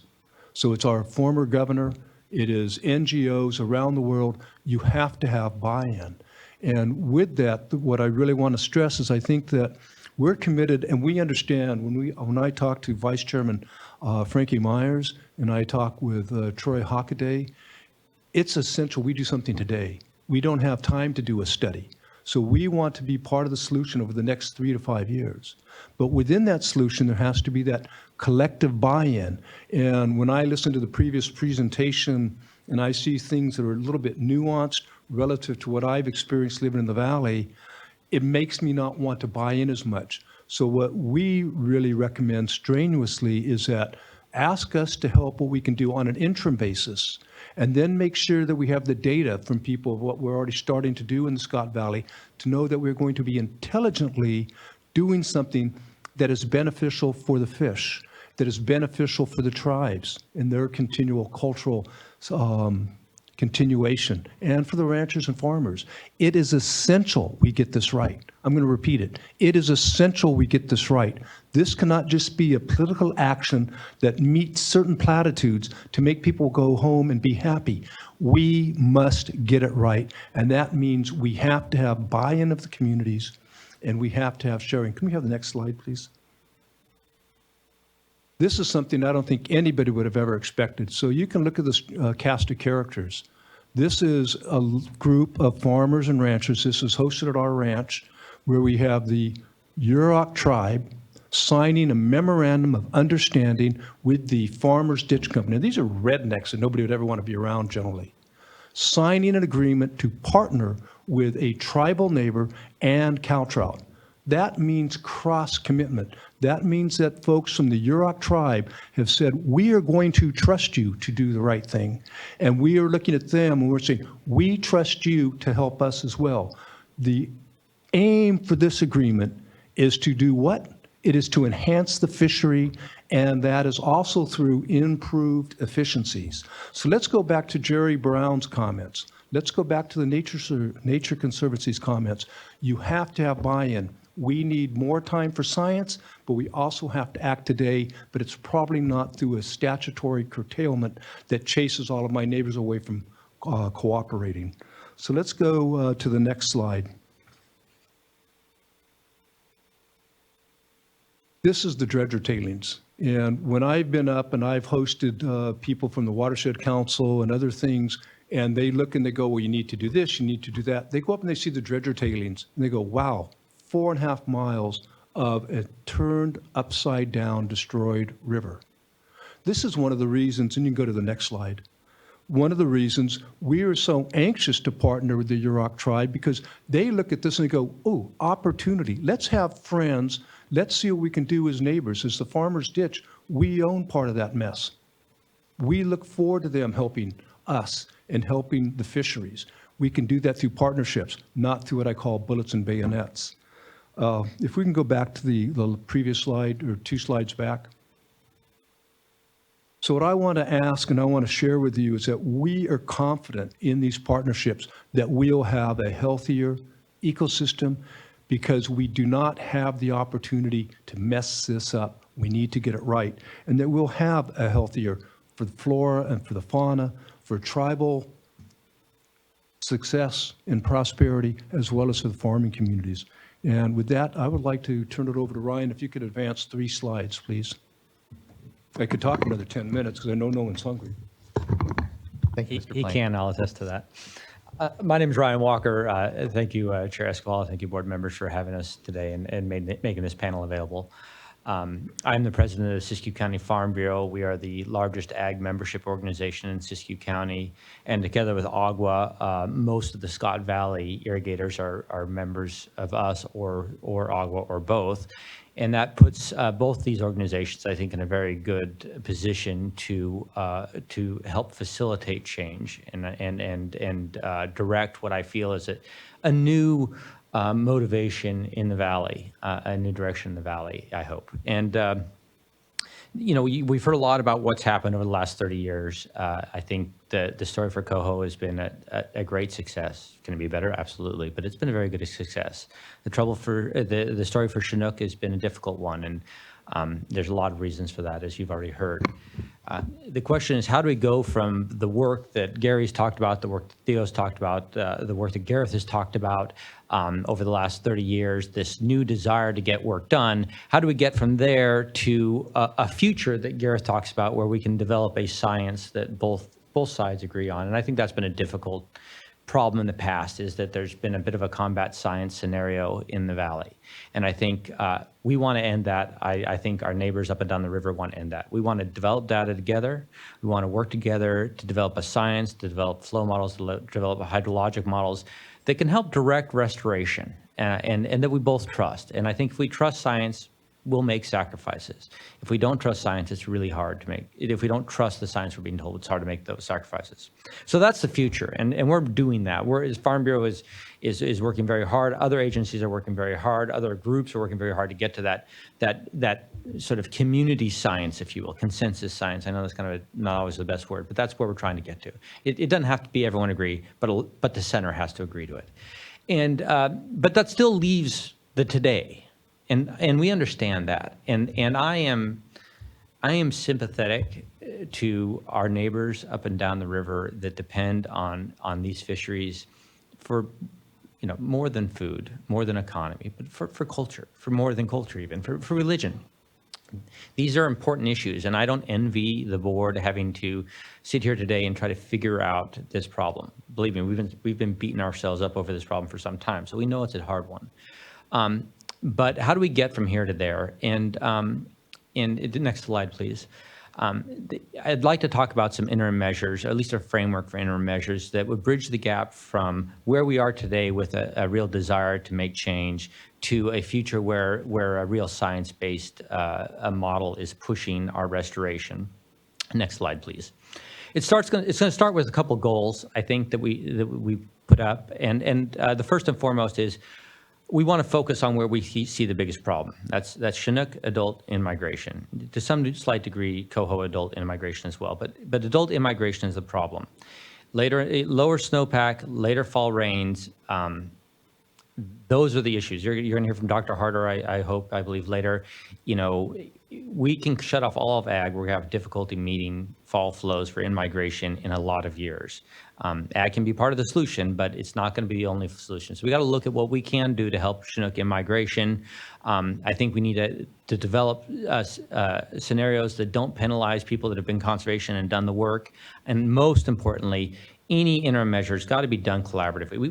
We could propose all sorts of things, but we need to work with our neighbors. We need to work with you guys. We need to work with agencies, and we need to work with the Karuk. We need to work with the Yurok. We need to work with Quartz Valley Reservation, and we commit to doing that. Next slide, please.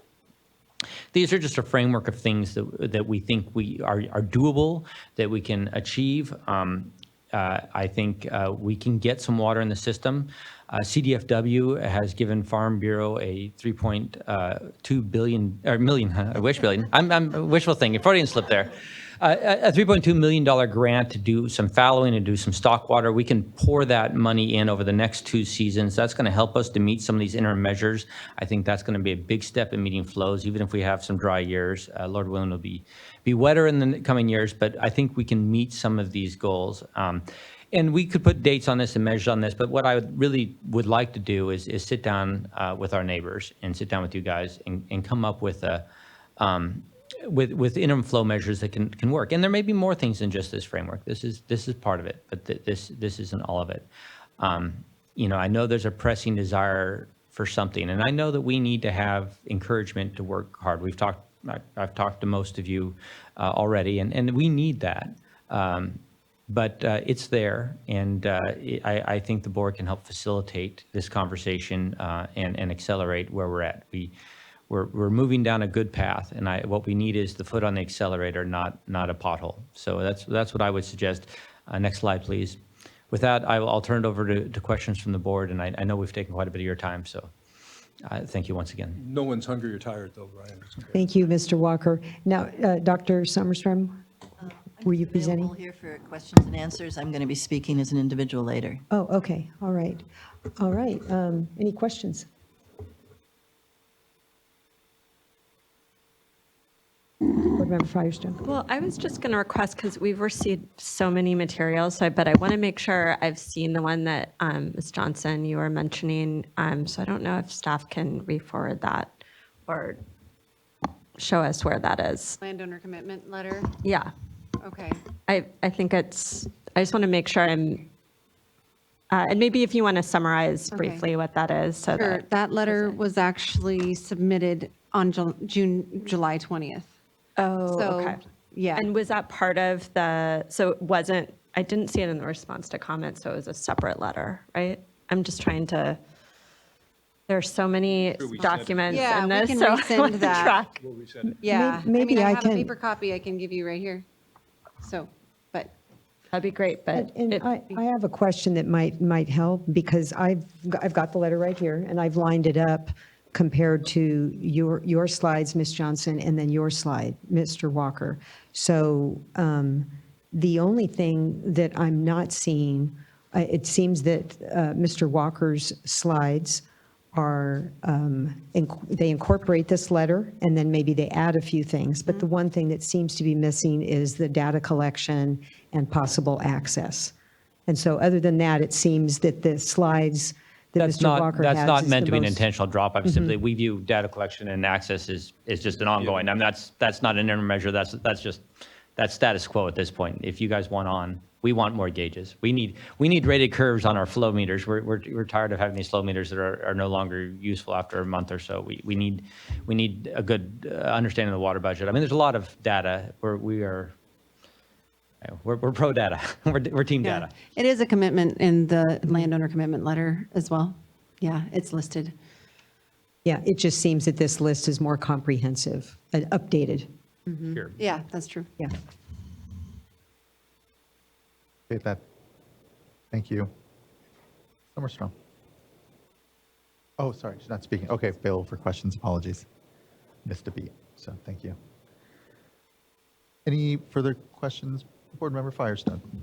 And I may have more questions. I can't keep track of all the different panels we have. So I saw that we have, and is Dr. Harder going to also be on a panel or present today? I don't believe he's on one of the panels, but he is one of the speakers. Yeah. He's going to be a speaker. individual. Okay. I guess I'll just ask a kind of similar question to what Vice Chair Diadamo asked of the previous panel, which is, I think we all are looking to, as you said, we're all pro data and trying to understand, get really good science that we're all behind to be able to get to the most effective solutions that we can. So as we said, we had, interim emergency regs that had some data requirement or reporting requirements. And can you speak a little bit to if there's some gaps or information that we either weren't getting through that or you see as critical? I know I heard you mention just the operations and maintenance and sort of calibration of some of the gauges, but if you can just speak to what more might be needed, that would be really helpful. Well, there was very detailed information revealed on your website for the LCSs, 17,000 acres, and there were specifics in each of those of what they did. And then there was in-stream flow measurements. I wish we had some more data that was not gathered. We didn't get pool data and some of the groundwater elevations on just that. And so I raised this question a year and a half ago when the whole thing was being proposed. I said, okay, how are we going to monitor this as we go forward into 2022? And some fish data could have been collected also. So there were some gaps. And if you ever go forward with this again, we better have a strategy and also how we evaluate the LCS, what we do know. I had an outline that I gave to Mr. Ekdahl of what I thought needed to be covered. And I know UC Davis is also plotting some of that LCS data, which was the entire valley. It was not just the interconnected zone. I think there was some misunderstanding about that the whole valley was involved with that groundwater curtailment and the 30% reduction where they could qualify for an LCS. So yeah, it wasn't perfect. I would like to get some more information myself on how we go about evaluating any changes in irrigation. I'd just like to add it. If your question was a little more general, I think some of the other items that we feel like we're missing data on is tying groundwater and surface water interactions together, tying the hydrograph and groundwater slope, and then just having more information to tie an active water budget together, so we know what our inflow is, we know what our stream flow throughout is. We can pull the surrogate together to know what our diversion volumes are, and so that we can have the components to work towards a more predictive model. And I think when I look at the result for the watershed and for the competing uses, it's about being able to be predictive and real time and recognize that what type of water year we're having, and then shift our management for that type of water year or even season. Thanks. Thank you, Board Member.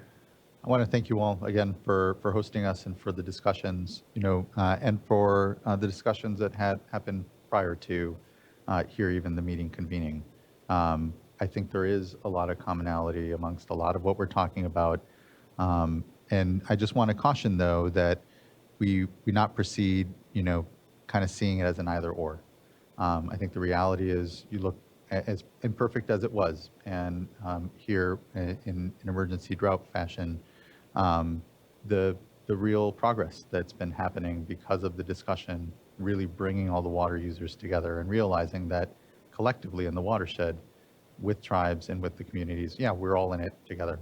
And we do need to better unpack so that we can connect those drops up and down the watershed. Reminds me of the very discussion we're having up and down the state, whether it's the Bay Delta, whether it's the Russian River.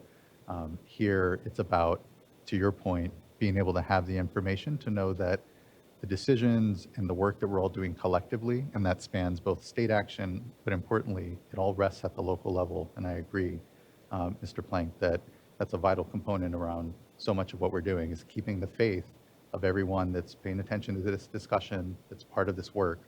And I think we have an opportunity to do that as the board proceeds, as we discuss what appropriate action kind of looking forward is. But I agree that it can be in a way that is additive all collectively. And I want to acknowledge the leadership here, Mr. Plank, with the Yurok tribe and others, to be figuring out those physical solutions as well. What are the barriers? But it's importantly, not the either or of is it flow or is it these other stressors? It's really how do they in combination come together to create the unfortunate situations we have with the declining of our ecosystems, the stressors because of climate change, but then maybe the solutions better yet thereafter, if we're honest with each other around it. So I appreciate the comments from the board members around data. I know that will be a critical component of how we continue to talk about this work going forward. But I think, there is an opportunity. And here, it doesn't need to be an either or as the boards work in action, but kind of all jointly inform each other. And especially acknowledge that a lot of this is within the Sustainable Groundwater Management Act's purview as well, where we really are talking about, to your point, that interconnectivity that the law says we should be exploring. And I just want to acknowledge and appreciate actually the memorandum of understanding we have, I know out there around modeling and Sigma and with the county, because I think that's an acknowledgement and a space that, again, we want to create some common faith and understanding with folks around and all appropriately be able to do our part to do better amongst it. Vice Chair, please. So I just want to thank you for this really thoughtful list. I can tell that, you've been busy over the last several weeks, and I think it's, and appreciate that you've been talking with the petitioners in the meantime. I keep going back to a comment, Mr. Black, that you made when we were out touring. And that is that, maybe with a little regret that there had been historically a resistance to collecting data. And you made a comment that, data is your friend. And I believe, Dr. Summerstrom, you made a similar comment. And so I guess I'm a little anxious that the curtailment order is no longer in effect. And who knows where we're going to head with the petition and what we're going to end up doing. But it seems that there's a gap going on right now. And so just want to put it out there, something for you all to be thinking about. Would you be willing to, through your leadership, to encourage the growers to continue to file those reports that are no longer required of them? And I haven't even talked with our staff about this to see if it's something that you could collect, through the portal that's been established. But it just seems that would be a show of good faith in the meantime, as the discussions are continuing with the petitioners, with our staff, and as we deliberate, on a response to the petition. Not to put you on the spot to answer yes or no, but I did want to get that out there. And no, I give you an appreciate opportunity. that, and I'm my wheels are spinning as you're talking, and I think the answer will be yes, but it might be somewhat modified, and I think we'll have to put our heads together to figure out how. I'm trying to imagine like the LCS summary reports that we submitted, and how to develop that at maybe a cumulative level so that we can get some better data about timing and usage and quantify that. I want to So- add, I'm sorry, Go ahead. Go ahead. The Department of Water Resources does a periodic land and water use survey, and they just went here last week and drove around the valley to validate crop type and irrigation source, and then their aerial photos are documenting what is being irrigated this year. But the last time they did that was 2020, so now we have 2023. And they're asking the landowners to validate their water source. So we're going to get more accurate data now.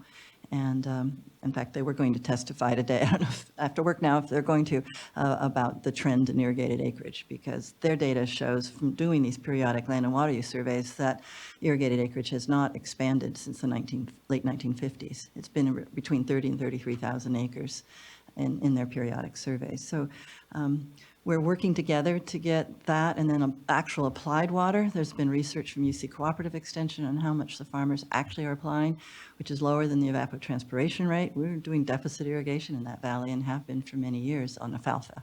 So instead of 36 inches, which is their standard applied water rate on irrigation, we're doing anything between 18 and 24 inches. And that they convinced UC Davis to put that lower rate into the model because it's reflecting actual. And so that's why I said we're trying to get that real world data and not just use theoretical data in understanding the groundwater, surface water. If we're going to try and reduce applied water, then we need to know what that applied water is instead of some theoretical number. So we are trying. Unfortunately, we lost our crop advisor. He moved away. So anybody can help get us our crop advisor back. We need that for research too.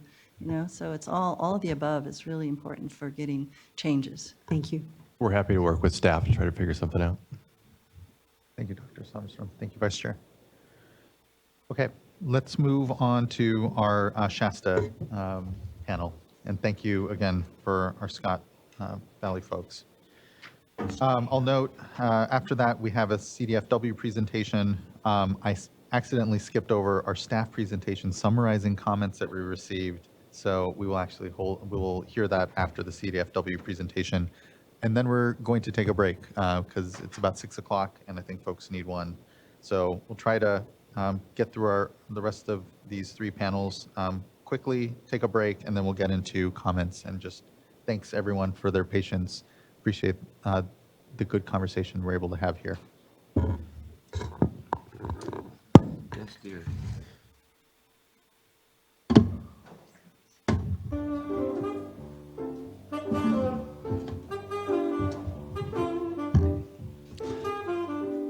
Okay, thank you, Gary Black. Again, I apparently drew the short straw, and so I'll start off again for the Shasta River. We appreciate the opportunity to speak. This was kind of a late add to the agenda, and so please excuse kind of a shortened presentation. We just kind of want to hit on some of the highlights and just talk about some general sentiment after that. The Shasta River is and I might compare it against the Scott River a time or two. But the Shasta River is a very different river, even though it's equal in size to the Scott River. The Shasta River is primarily a spring-fed system that is driven by nutrient-rich springs coming off of the base of Shasta and basically ocean floor that has a lot of nutrient-rich source water that drives a robust food web, which results in a very productive system. And one of the negatives of that productive system is that when you add temperature to that, you end up with quite a few water quality concerns. But in the areas where we can provide productive or suitable temperatures throughout the life stages for salmon, you end up with a very productive system where fish grow at inordinate levels, really. The community and the involved agencies and the managers of the fisheries, Watermaster District, everybody has a good understanding about how fish utilize this system as well, different species and different life stages. And so it's another scenario of how we're managing life stages and species in different portions of the watershed based on water quality and how fish utilize the system that we've learned through snorkeling, pit tag arrays, agency collaboration with Cal Trout, tribes, and other NGOs.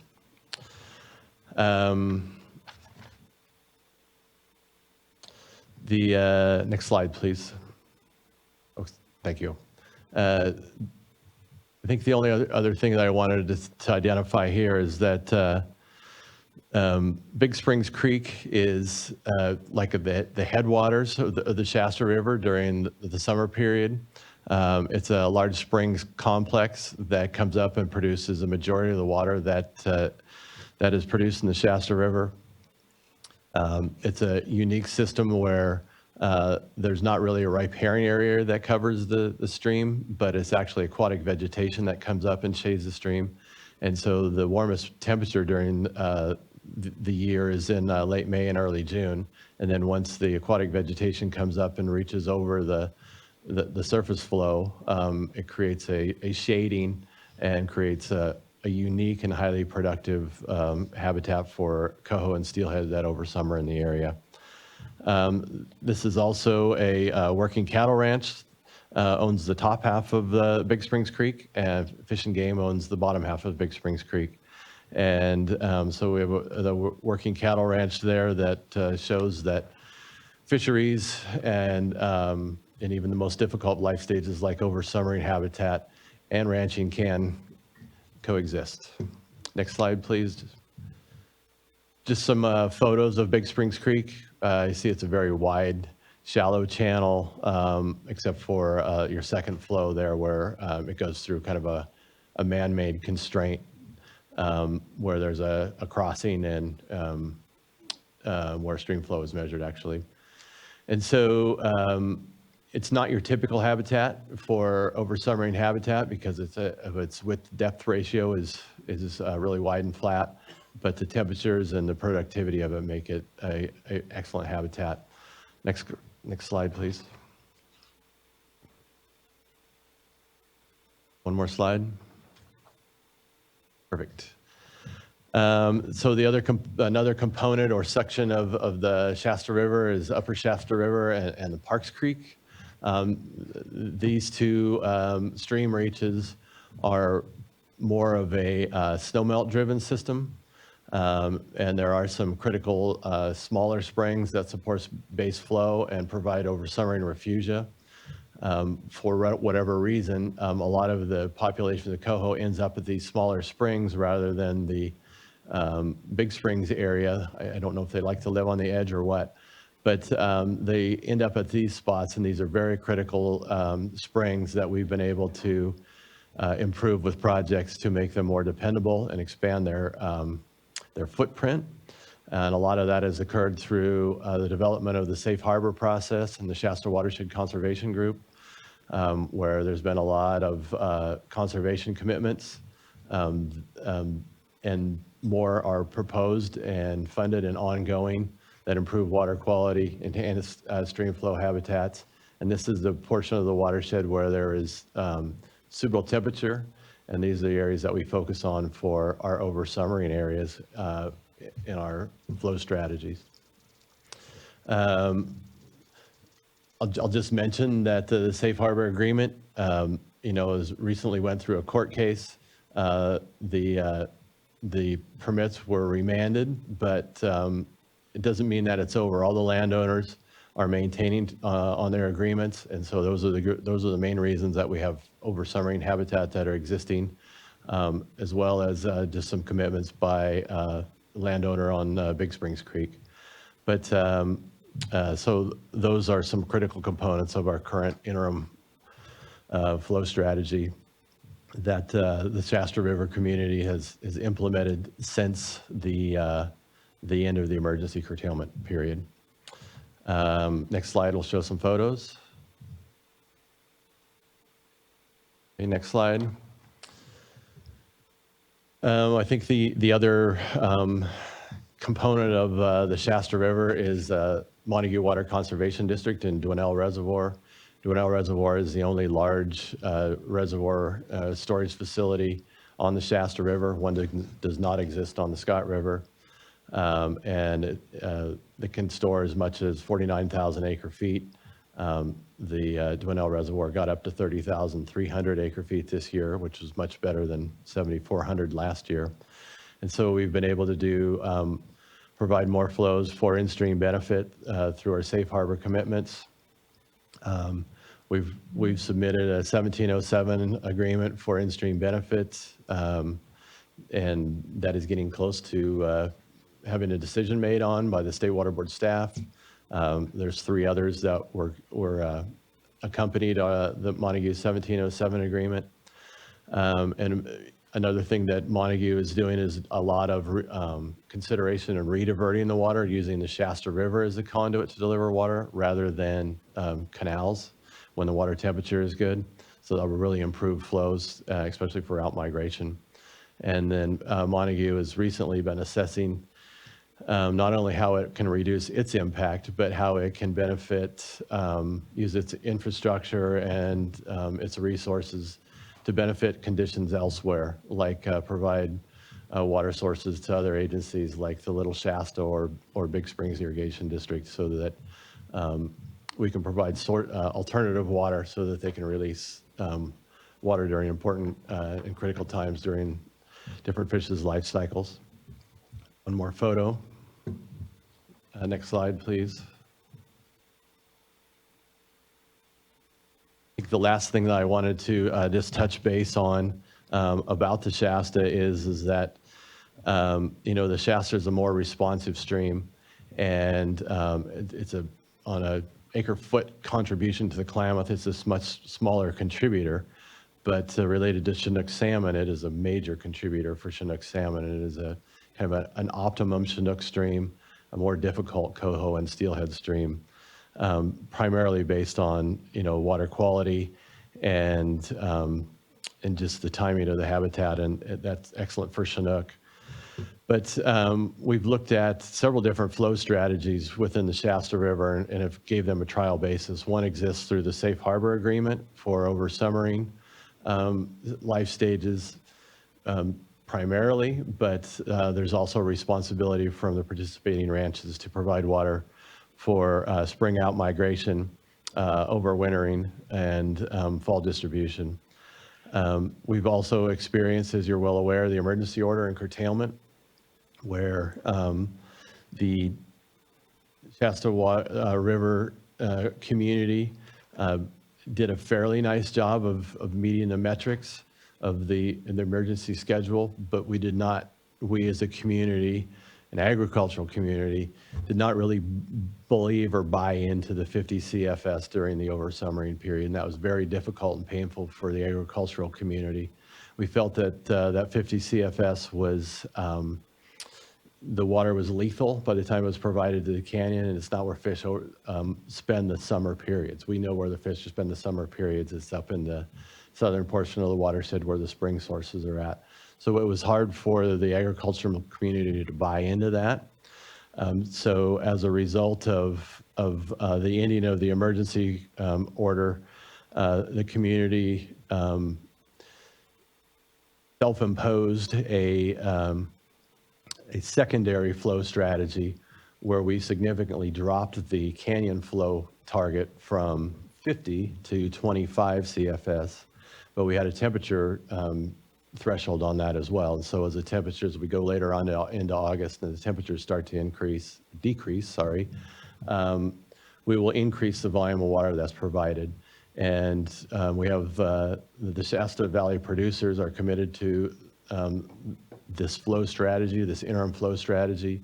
And as we get closer to the presence of adult Chinook migration, we'll increase the flows even more and begin to mirror some of the flow volumes that are closer to what the State Water Board values were for the entrance of Chinook adults. So I think we're proud of the fact that the community took this measure on. It's not just the surface water diverters that was kind of like highlighted in the emergency order, but we're working with riparian users, we're working with groundwater users, and so we've got everybody at the table. And it's not a perfect measure, but we're proud of the fact that we were able to pull together an interim measure. Did we get it in and functioning on August 1? No. It was about August 4th or 5th by the time it hit. So we didn't nail it, but we've tried and we're trying. And you'll see the flows go up and down throughout the year. But we're really focused on trying to meet that minimum and then bring it back up and have the river prepared for Chinook, which is typically always the case for the Shasta. I'm going to pass this on to Tristan Allen. There's not much more than I can say other than we're going to collaborate, and that's the key. We're going to learn, and we're going to continue to do what's best for the resource. We obviously, the petitioners want to collaborate. They want to work with us. We want to work with them. I just want for everything.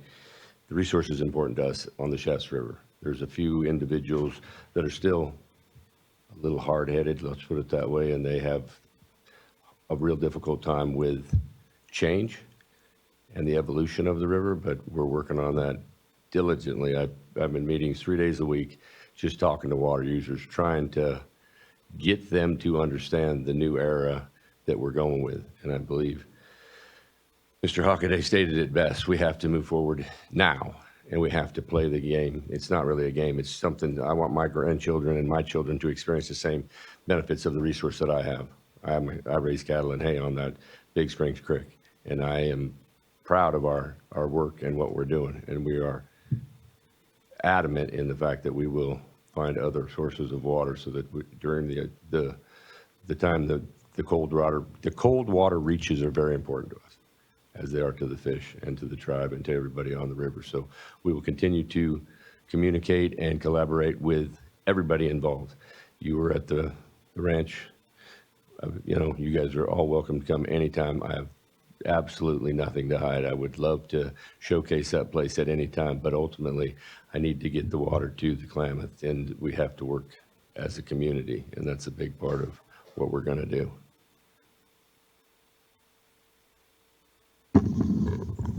Hello again. In addition to being the Siskiyou County Farm Bureau president and the Shasta side, I'm also the chair of the Shasta Valley RCD board. And, I think I'd have very little comments that I want to add to Gary's an expert on this river, and I couldn't say anything that he probably couldn't say much better. But I will say, as a procedural matter, and I think many of you know this, that it's frustrating for us that the Shasta and the Scott are often combined together, and we go to these group hearings, and it convolutes matters because they're very, very different rivers. And I think that many of the solutions, the collaborations needed is true, but Shasta is really about water quality. It's a very sensitive river. We can get flow. Is that flow useful? At times, at places, yes. At other times, at other places, no. The Scott, I'd love if we could get storage there. We don't have storage there, so it ends up being a very flashy system, a very snow-driven system. And so I would request that if actions can be taken on the Shasta, that we could set up a separate hearing, as enjoyable as these things are, but so we could really do focus on both the Scott and the Shasta.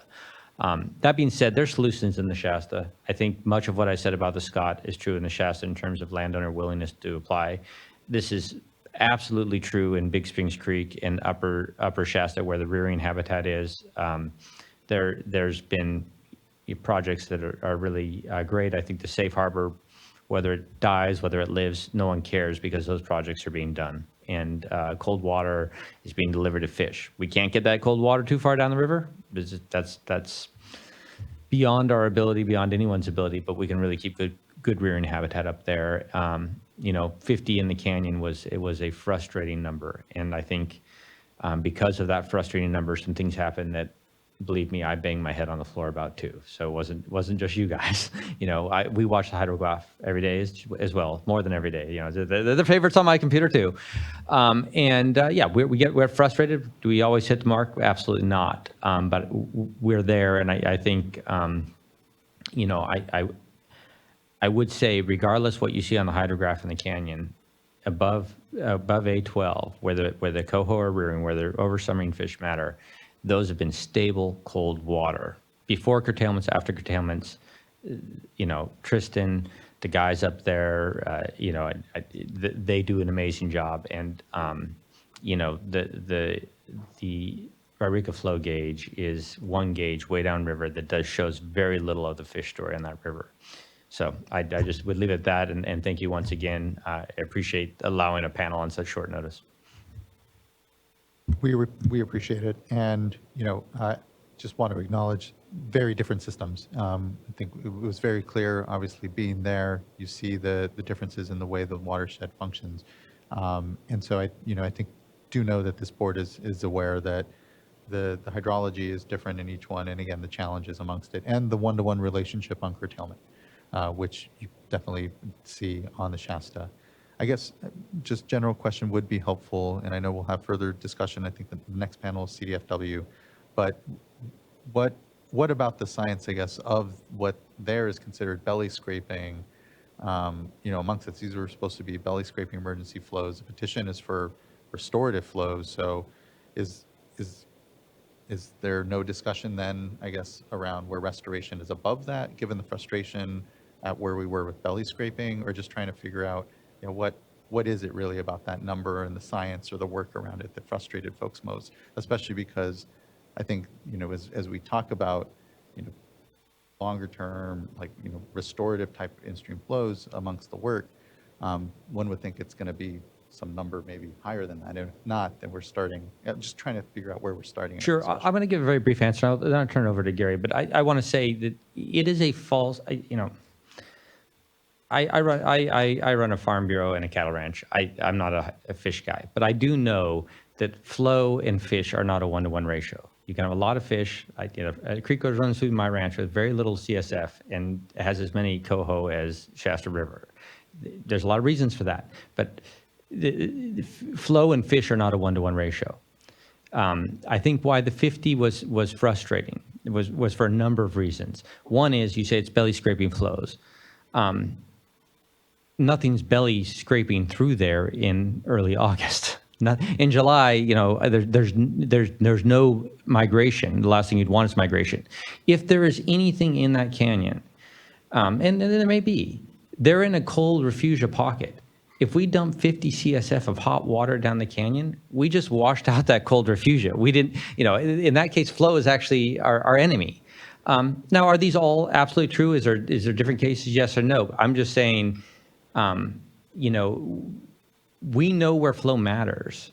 And I think there's agreement in a large degree. Cold flow matters through Tristan's ranch. I mean, sorry to throw you under the bus, Tristan, but that's the way it is. That matters. Yeah, exactly. Down at Pioneer Bridge, that in July, I mean, someone's got to explain to the farmer on the ground what the biological value of that is. And when that's not explained in a way that is believable, and this gets back to that sort of science that a good part of the community can agree with, maybe not consensus, but a good part of the community. And I make no apologies for guys that broke their curtailment. That is a big problem. That is not a problem that helps anybody. But I understand what happened, and I understand the frustrations, and that 50 is what it was, and it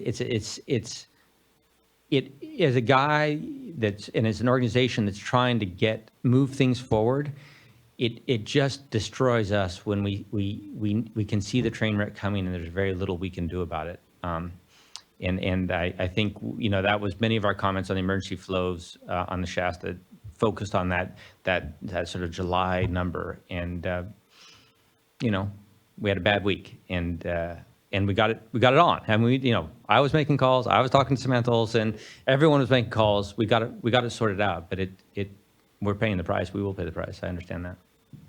Gary? Really nothing to add. I think that the only thing that I would say to that is that, these are some numbers at this point in time. There's a lot of opportunity for conservation, for improved irrigation, for crop type changes, things along those lines as we all evolve and we understand flow opportunities, system potential, things along those lines. And so these are just some values for this point in time. As we work together and we evolve, those values will change, and so maybe we'll have a different opinion about what the objectives are years down the road from where we're at today. Thank you. Board Member Firestone. Yeah, so following up on that, I just want to make sure I'm following. And again, I know we'll be able to talk with more the panelists on this on other panels. But so on this temperature issue, can you just talk about who you all have been working with or consulting with, or is there a collective group beyond the agricultural users to develop that understanding and sort of the plan? It sounds like you all came up with a plan, a management plan that you thought was more appropriate. And so I just want to understand how that was developed and what the kind of broader collaboration process was around that. Thank you. I think I would answer that. I'll speak specifically to like what the interim flow strategy that the Shasta producers have right now. Yeah, that was developed by a fisheries biologist, Mike Podlick, that's familiar with the system, with the understanding and the confines of what we're in right now, and the priority of where that water should be based on timing and life stage. And so, so that was, the directive and the guidance behind that.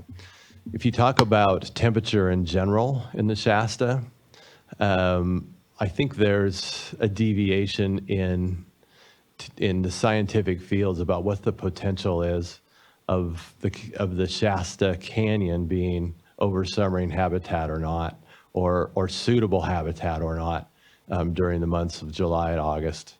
And I think that jury's out. I think there's very smart scientists on both sides of the opinion that feel like, yeah, if you got it up to 70 plus CFS there, the temperatures would continue to come down. It's just a flow mass, quantity measurement. Then there's another component of scientists that say, no, there's these temperature nodes in the river, and there's a duration of time where this water's in direct heat for X number of hours, and no matter what you do, you cannot, reduce that temperature on that point. I don't know which one's right, but those are out there. Those are some of the things that we need to understand, and we need to get the differing scientists, to work that out through trials or whatever. I have no recommendations on how we figure that out, but I think there's the local interim argument, and in that strategy, we're not proposing that it can potentially be suitable habitat in the canyon. Maybe there's some long-term objectives within TMDL or water quality that feel like maybe that is the case, but that's down the road with a lot of improvement and a lot of infrastructure change. I don't know if that was helpful or not. So just, are there spaces where already, local agricultural users and tribes and environmental stakeholders, but also the different agencies, CDFW and other researchers are collaborating on specifically identifying the better understanding management around temperature that are already happening? Or is that an area that it sounds like folks are approaching differently and there's some disagreement, but a need to have some more consensus? Yeah, I would say on stream reach strategies, especially in the southern portion of the watershed, there's definitely collaborative strategies going on with Fish and Game and NOAA. And there are stream reach approaches within the Safe Harbor Agreement that are developed by NOAA. There's a document that identifies, the flow temperature strategy. And so that's well defined. And I think the reason that the northern half, or the furthermost downstream piece, is maybe not as well defined is because it just has to be an evolution. I think the southern half has to, of the watershed, has to get to a different level of enhancement, and a lot of projects that need to be done. And then we see the downstream extending effect of those projects and see if there's potential to move that continually downstream. And I don't want to speak for Fish and Game or NOAA, but I think that's been the strategy about why we didn't encompass the entire valley within a safe harbor approach, and that we wanted to take off a bite-sized piece, see the change internally within that area of work and externally what it's providing downstream, and see if there's drive to move it, to expand the area. That was the objective, was to expand it after we got the first work done. Thank you. And I would just add, Board Member Firestone, that Farm Bureau has been looking for funding and looking for collaborators to do a stream-wide study on both sides, and that, in the realm of probably $1.5 million on each watershed. To do that, to do a real, and Gary and I have gone around with Mike Podlick. We've had some conversations with CBEC on how to do this, but it would have to be a process that involves both sides. We need something that's done where we have our guys in there, but the tribes have to have their people in there. We've talked to Cal Trout. I think they're excited about some sort of collaborative science, and we need that very badly, because there needs to be science that there's trust in on both sides. And right now we're dealing with Norman Dow on the Scott side, or the 2017 flows. Which are mostly desktop studies, or on the Shasta side, we got the McBain Trust, which I think very few landowners have trust in. We want to have science guide us, but it's hard to be when we think it's politicized science. And so I think the only way to do that is for us to be involved, for our other stakeholders on the river to be involved, and fight these fights out as the process goes on, so we don't just get to the end and say, that study's no good. We want a study that everyone says, all right, that's a study. And we know it may not be the best for us. That's fine. We can live with that. But we'll know what's right. At least we know we're helping fish. It kills us to sacrifice and not help fish. Thank you, board member, and thank you. Really do appreciate the patience, the engagement here. I feel there's continued advancement in these discussions, and think this evening will help us advance it as well amongst us. And it's because of the input and engagement you've all continued to have, so thank you. Let's move on to our next panel. I'm going to forgo the staff presentation summarizing comments, and instead, after the CDFW panel, we'll just ask folks in the staff if there was anything that we haven't heard, or anything particularly within the comments that are received written that should be added to our discussion here. But to keep us moving, we'll go to CFW, do that addition if there's anything within the comments to understand. I will take a few of the supervisors. I want to make sure I hit the 3 county supervisors we have. Then we will take a break and we'll continue on. So hopefully for planning purposes, that helps everyone here. Thank you. Good to see you. Thank you for joining us.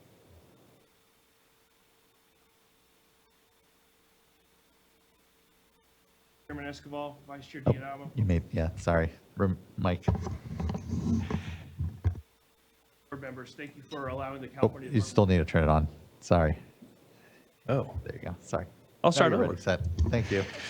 Good evening, Chairman Escobar, Vice Chair Diadamo, and board members. Thank you for allowing the California Department of Fish and Wildlife to present today. My name is Michael Harris. I'm the Environmental Program Manager for the Klamath Watershed Program, the California Department of Fish and Wildlife. With me today is Crystal Robinson, Senior Environmental Scientist Supervisor, also with the Klamath Watershed Program. I will be presenting today on the Karuk petition for rulemaking to set minimum flows on the Scott River in Siskiyou County. Next slide, please.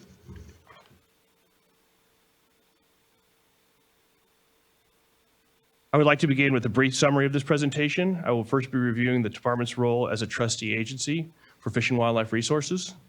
I will then go into a need for minimum infiltrating flows on the Scott River, including a review of the Scott River fish population estimates. CDF developed interim flow criteria in 2017 and will review the background and applicability of those flows. I will then provide a background on the emergency drought regulations. And lastly, I want to touch on grant funding that's provided over the years and in recent months. Our mission is to manage California's diverse fish, wildlife, and plant resources and the habitats upon which they depend for their ecological values and their use and enjoyment by the public. Established within the California Natural Resource Agency, the California Department of Fish and Wildlife manages and protects the state's fish, wildlife, and plants along with their habitats.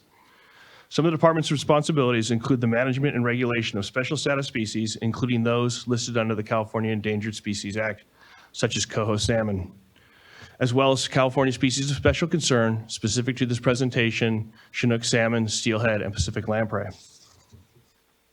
Next slide, please. I'm starting today with Chinook salmon population estimates for the period of record on the Scott River. As you may be aware, the projected number of Chinook salmon adults expected to return to the Klamath Basin in 2023 is the third lowest on record, and this contributed by recent management decisions by state, federal fishery managers and tribes to close the California ocean and river fisheries in 2023, the second time in 3 years for the Klamath Basin. Average fall run Chinook salmon returns from 2015 to 2020 for the Klamath Basin population is 43% below the historical average. For the same time period on the Scott River, we are seeing a 65% reduction from that historical average. The graph on the right depicts the mean monthly flows for September for the same period of record for adult returns 1978 to 2022. Chinook salmon migrating to spawning beds in the Scott River during the month of September, and you can see the reduction in the Scott River flows that has occurred since 1978. This drop in flows during migration is concerning because the passage into the Scott River for spawning is critical for protection of the reds during high flows. The Scott River flow velocities are much higher in the canyon than in the valley, which can lead to red scour during high flow events, resulting in lower survival if the fish cannot get into the valley from the canyon due to low flows. As we noted in previous presentations and today, Chinook salmon are declining in the Scott River faster than the Klamath Basin as a whole. You can see that there are below average returns in 7 straight years and 15 of the last 20. This is not a good trend, and we hope we can all agree increasing Chinook salmon numbers on the Scott River in order to prevent further regulatory issues is a common goal. Next slide, please. This slide illustrates coho salmon population trends on the Scott River. We refer to them as cohorts or brood years because they have very consistent life history, over summering for 1 year in fresh water before going to the ocean, and then returning back to spawn in the Scott River at year 3. This graph depicts the number of returning coho adults to the Scott River since 2007. These are minimum numbers because in certain years we were forced to pull the video weir equipment that actually records the fish coming in to protect that equipment. We've color-coded the cohorts to see the last 5 years, generations of each cohort. The cohorts displayed in blue and red bars have been steadily increasing. Credit should be given to all those in and around the community that have made recovery of this species a commitment through restoration and efficiency actions. The cohort displayed in black demonstrates that the Scott River has the capacity to support even larger numbers of adult spawning. The reason we remain concerned is evident when you see the black cohort. You can see we lost approximately 90% of that cohort during the droughts of 2014 and 2015. The cohort is now making a comeback, but you can see that without supportive flows, we could set all the hard work back by several generations. For this reason, coho salmon in the Scott River remain a moderate extinction risk and deserve to be treated as such. Next slide, please. All right, CDFW believes the 2017 interim flow criteria for the Scott River is the best available science identifying flow needs for fish in the Scott River. The department submitted this report to the State Water Resources Control Board in the spring of 2021, urging a long-term flow setting process begin on the Scott River. The flow report is a combination of 3 peer-reviewed desktop methodologies: the QFP formula developed for the North Coast in-stream flow policy, Hatfield and Bruce, and Testman's adaptation of the Tenet method.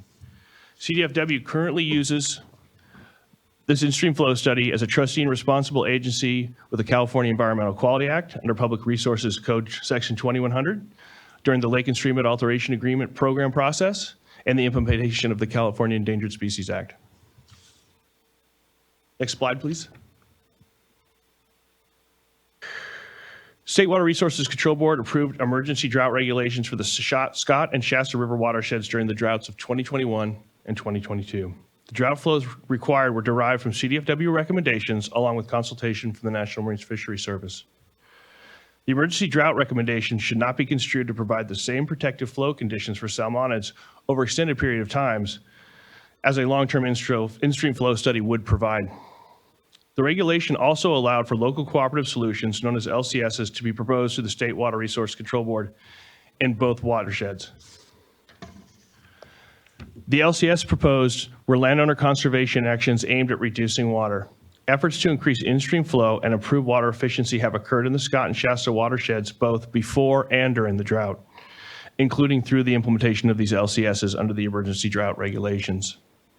CDFW supports the continued inclusion of voluntary and other actions and is committed to assisting the State Water Resources Control Board and both watersheds with these efforts. Next slide, please. Recognizing a flow setting process will be lengthy, CDFW supports any actions that can be taken by the State Water Resources Control Board that would adopt the emergency drought flows as interim backstop flows as the long-term flow setting process requested by the Karuk tribe is completed. This slide lists the anticipated benefits based on observations during implementation of these flows during the 21-22 emergency drought regulation. For the Scott River, we saw improved west side tributary habitat for coho salmon juveniles, improved groundwater elevation, which provides earlier surface water connection and increased cold water discharges to the river, and also supporting healthy riparian habitat, as well as improved surface flows and connectivity during adult Chinook salmon, coho salmon, and steelhead migration. For the Shasta River, we had improved habitat for coho salmon juveniles watershed-wide, lower water temperatures watershed-wide, and improved surface flows through adult Chinook salmon, coho salmon, and steelhead migration. CDFW staff performed snorkel surveys on the Shasta River prior to the expiration of the emergency drought regulations on July 31st this year. Salmonids, both Chinook and steelhead, were seen rearing in the Shasta River Canyon prior to the 31st. However, post-regulation, flows in the Shasta have fallen below the curtailment flow requirement of 50 CFS. And on a follow-up survey last week, we did not see any Chinook salmon in the canyon, only steelhead.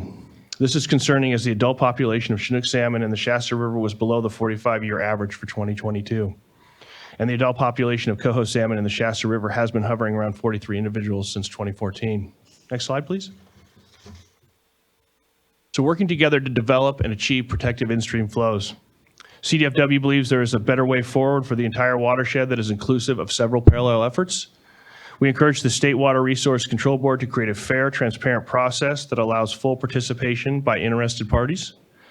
CDFW also recommends the State Water Resource Control Board acknowledge and account for the fact that flow setting exists within a much broader effort, allowing opportunity for collaborative outcomes in water management as well as increased habitat restoration projects. Next slide, please. In the spirit of working together, the department recently set aside and funded $29 million in projects for the Shasta and Scott watersheds, including the McKee Fire, in an effort to help restore our salmon populations. The Scott and Shasta are historic salmon strongholds in the basin. Rebuilding these watersheds and reconnecting salmon with them brings us one step closer to recovery. Some highlighted projects include securing water supply for salmon and agriculture in the Scott and Shasta rivers, which will return us actual water in stream during critical time periods. Funding for the groundwater recharge studies in the Scott Valley, including at the Scott Valley, for the Scott Valley Irrigation District, and then the Farmer's Ditch and Tailing Restoration Project in the Scott River, which was touched on in a previous presentation. But I want to reiterate, these are all great projects. Next slide. In closing, I would like to reiterate the support for the long-term flow setting process proposed by the Karuk tribe in the petition before us today. The populations of salmon and steelhead in these rivers are declining and in need of protected flows. CDFW would also support a parallel flow setting process on the Shasta River, as those fish populations are also in peril. We encourage the utilization of flow study plans developed by the department for each of these basins. Those plans can be found on the hyperlink included with our presentation. And lastly, the Scott River is in need of some immediate level of flow protections, and CDFW supports utilizing the emergency drought flows as interim flow requirements while the long-term flow setting process is occurring. Thank you very much for allowing us to present today, and if you have any questions, we'll take them now. Thank you, Mr. Harris. I appreciate the collaboration across the agency. I know we've all collectively been working together in our watersheds for a while, but I know that this work, it spans multiple administrations when it comes to working with CDFW, working with local landowners to really continue to wrap our arms around this. It's not the first time this board has worked or contemplated around this. So just appreciate your leadership and work in trying to best keep the faith around some of the science. And we have heard some concern around July flows not being of importance on the Shasta, say, just as a specific point. Is there anything you'd be willing to talk about here? And if not, here in this moment, I would like to figure out how it is that we all come together and see the same science, because we depend upon critically CDFW and your expertise here, and here I'm hearing stronger faith in the science than necessarily our ag partners. And I know it's an obvious space of disagreement, but just wondering how we might further still bridge, and I guess specifically on this issue of July flows being important. So your thoughts. Thank you very much for that question. And I think the department still does believe and support the 50 CFS flows.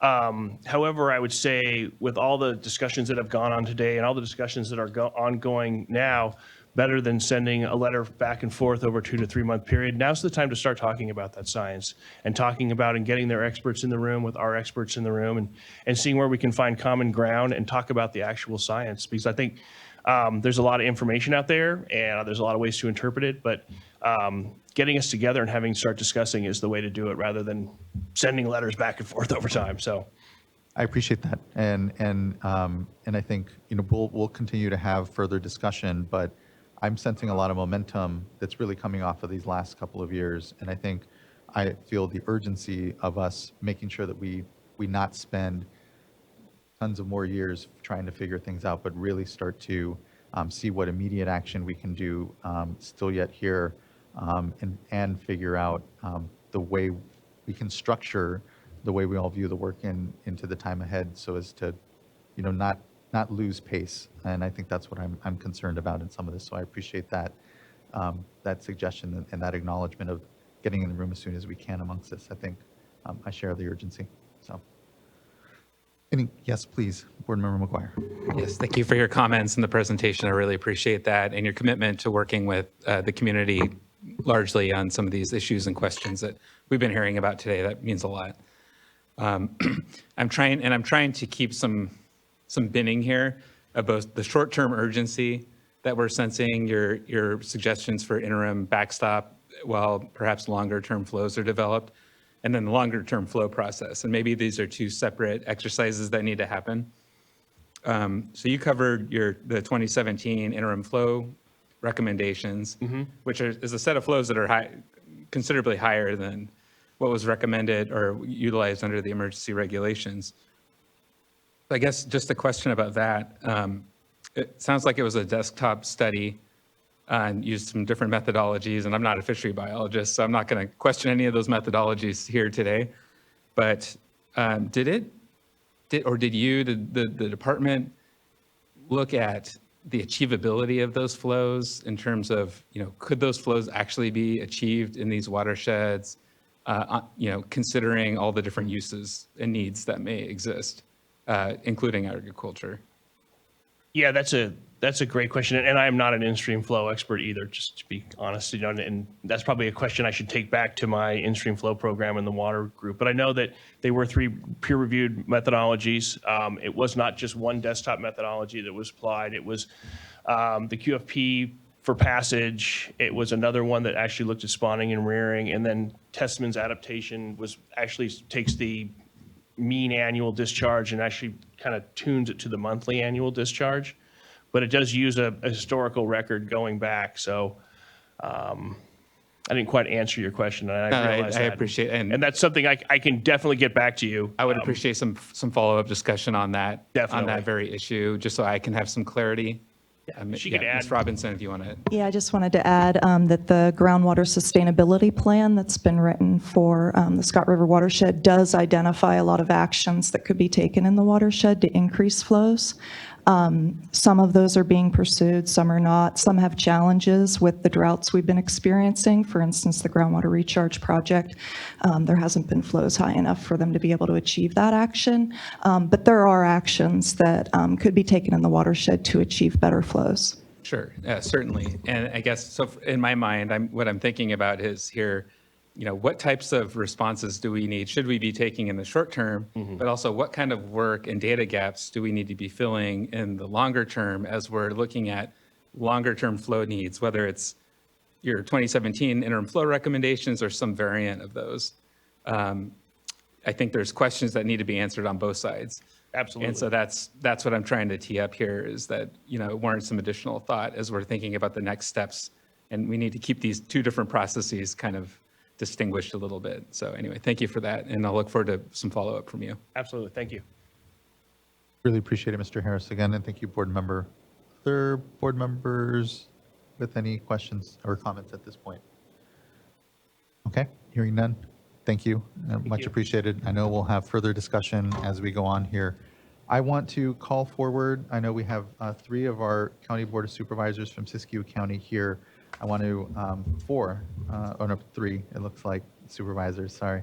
And I would like to call you up before we then take just a brief 15, 20-minute break, just so people can kind of recharge a bit, and then get into the rest of the in-person commenters and then our virtual commenters. So first, I'd like to call up Supervisor Michael Kobseff, be followed by Supervisor Nancy Ogren, and then Supervisor Brandon Chris.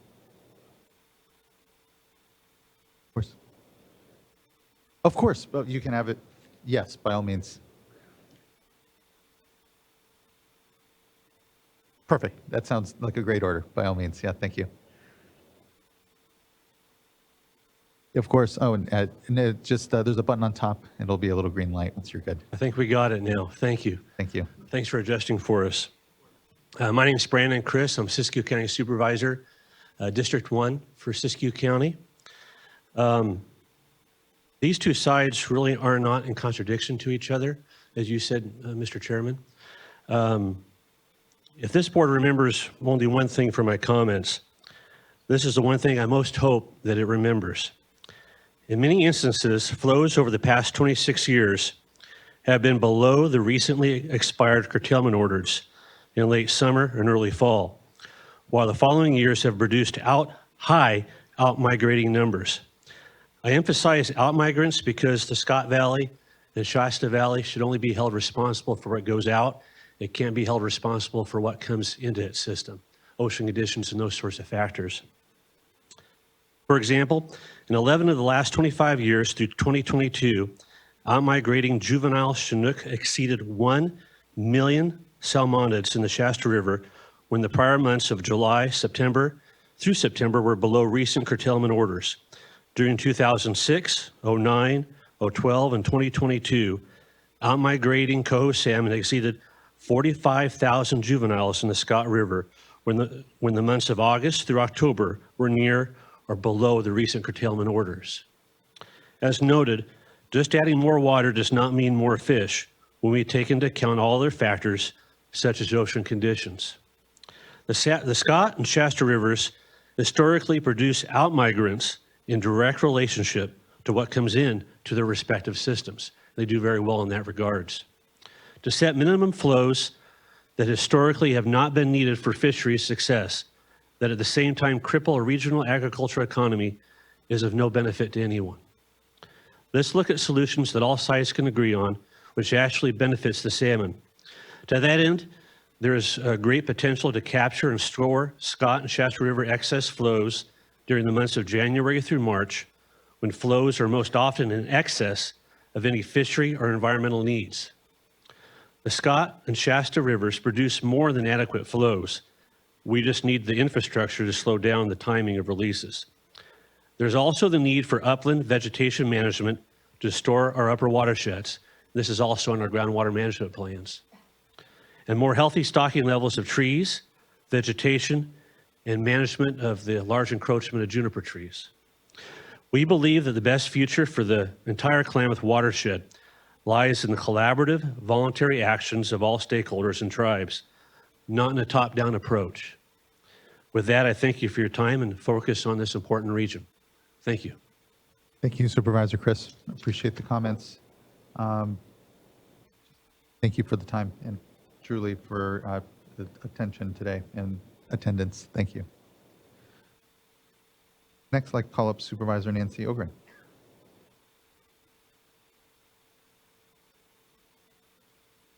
Good evening. Should have said good morning, but and I probably would have read this better at 9:30 this morning, so bear with me. When considering flows in Scott River, it's critical to consider how precipitation has changed from the 1970s moving forward, including changes in frequency, intensity, and total precipitation received.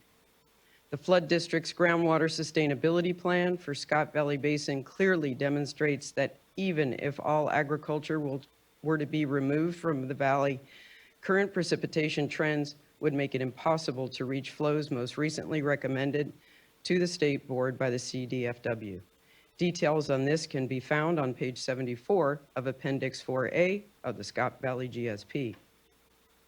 Any consideration of minimum flow standards to the Scott River must be required must require a thorough and transparent biological study. Minimum flows as prescribed by the recently expired emergency curtailment orders are not calibrated to Scott Valley. SGMA granted groundwater management authority in the Scott and Shasta Valley basins to the Flood Control and Water Conservation District, acting as the GSA. After years of collaborative work and technical analysis, the GSA submitted stakeholder-developed GSPs, and in April of 2023, these GSPs were approved by DWR. Implementation of these GSPs has begun through a variety of projects and actions that are outlined in the GSPs. Each GSP includes a number of sustainability goals that are only achievable through the implementation of these GSPs. For example, the GSPs have set a metric to reverse groundwater depletion through the implementation of several projects, many of which irrigators have agreed to support and/or participate in. The GSP's sustainable management criteria for interconnected surface water reflect an unprecedented, unparalleled, and significant effort to reversing stream depletion. Lastly, and most recently, the GSA submitted applications to the Department of Water Resources, and we have been tentatively awarded approximately $14 million for implementation of GSPs in Scott, Shasta, and Butte Valley. We are committed to working with all the stakeholders to move forward in a positive and meaningful direction. Thank you for your time. Thank you, Supervisor Ogen. I appreciate the patience and the still fine delivery of the comments. So thank you. Supervisor Kopseff. Good evening, Michael Kopseff, Siskiyou County Board of Supervisors, currently the Vice Chair of the Board. I want to thank Chair Escobar and Vice Chair D'Amato with coming recently to a tour, a visit in Siskiyou County. I would highly recommend that we get each of you board members up there and host a tour. I know we can't do you all have you all at once, but come up by twos and maybe one. And I would also ask that you would require staff to come and get a ground truthing as well, so that what's coming forward to you, we're all on the same page. I'm in my 17th year on the Board of Supervisors, and this it's been going on for at least the current time that I've been on the board with regard to water, fish, and agriculture in Siskiyou County. I would encourage you, you've heard today, a willingness, a collaboration, if you want to call that, in the last few weeks of getting together and finding out the solution. I don't personally believe that the regulatory environment is going to get you where you want to go.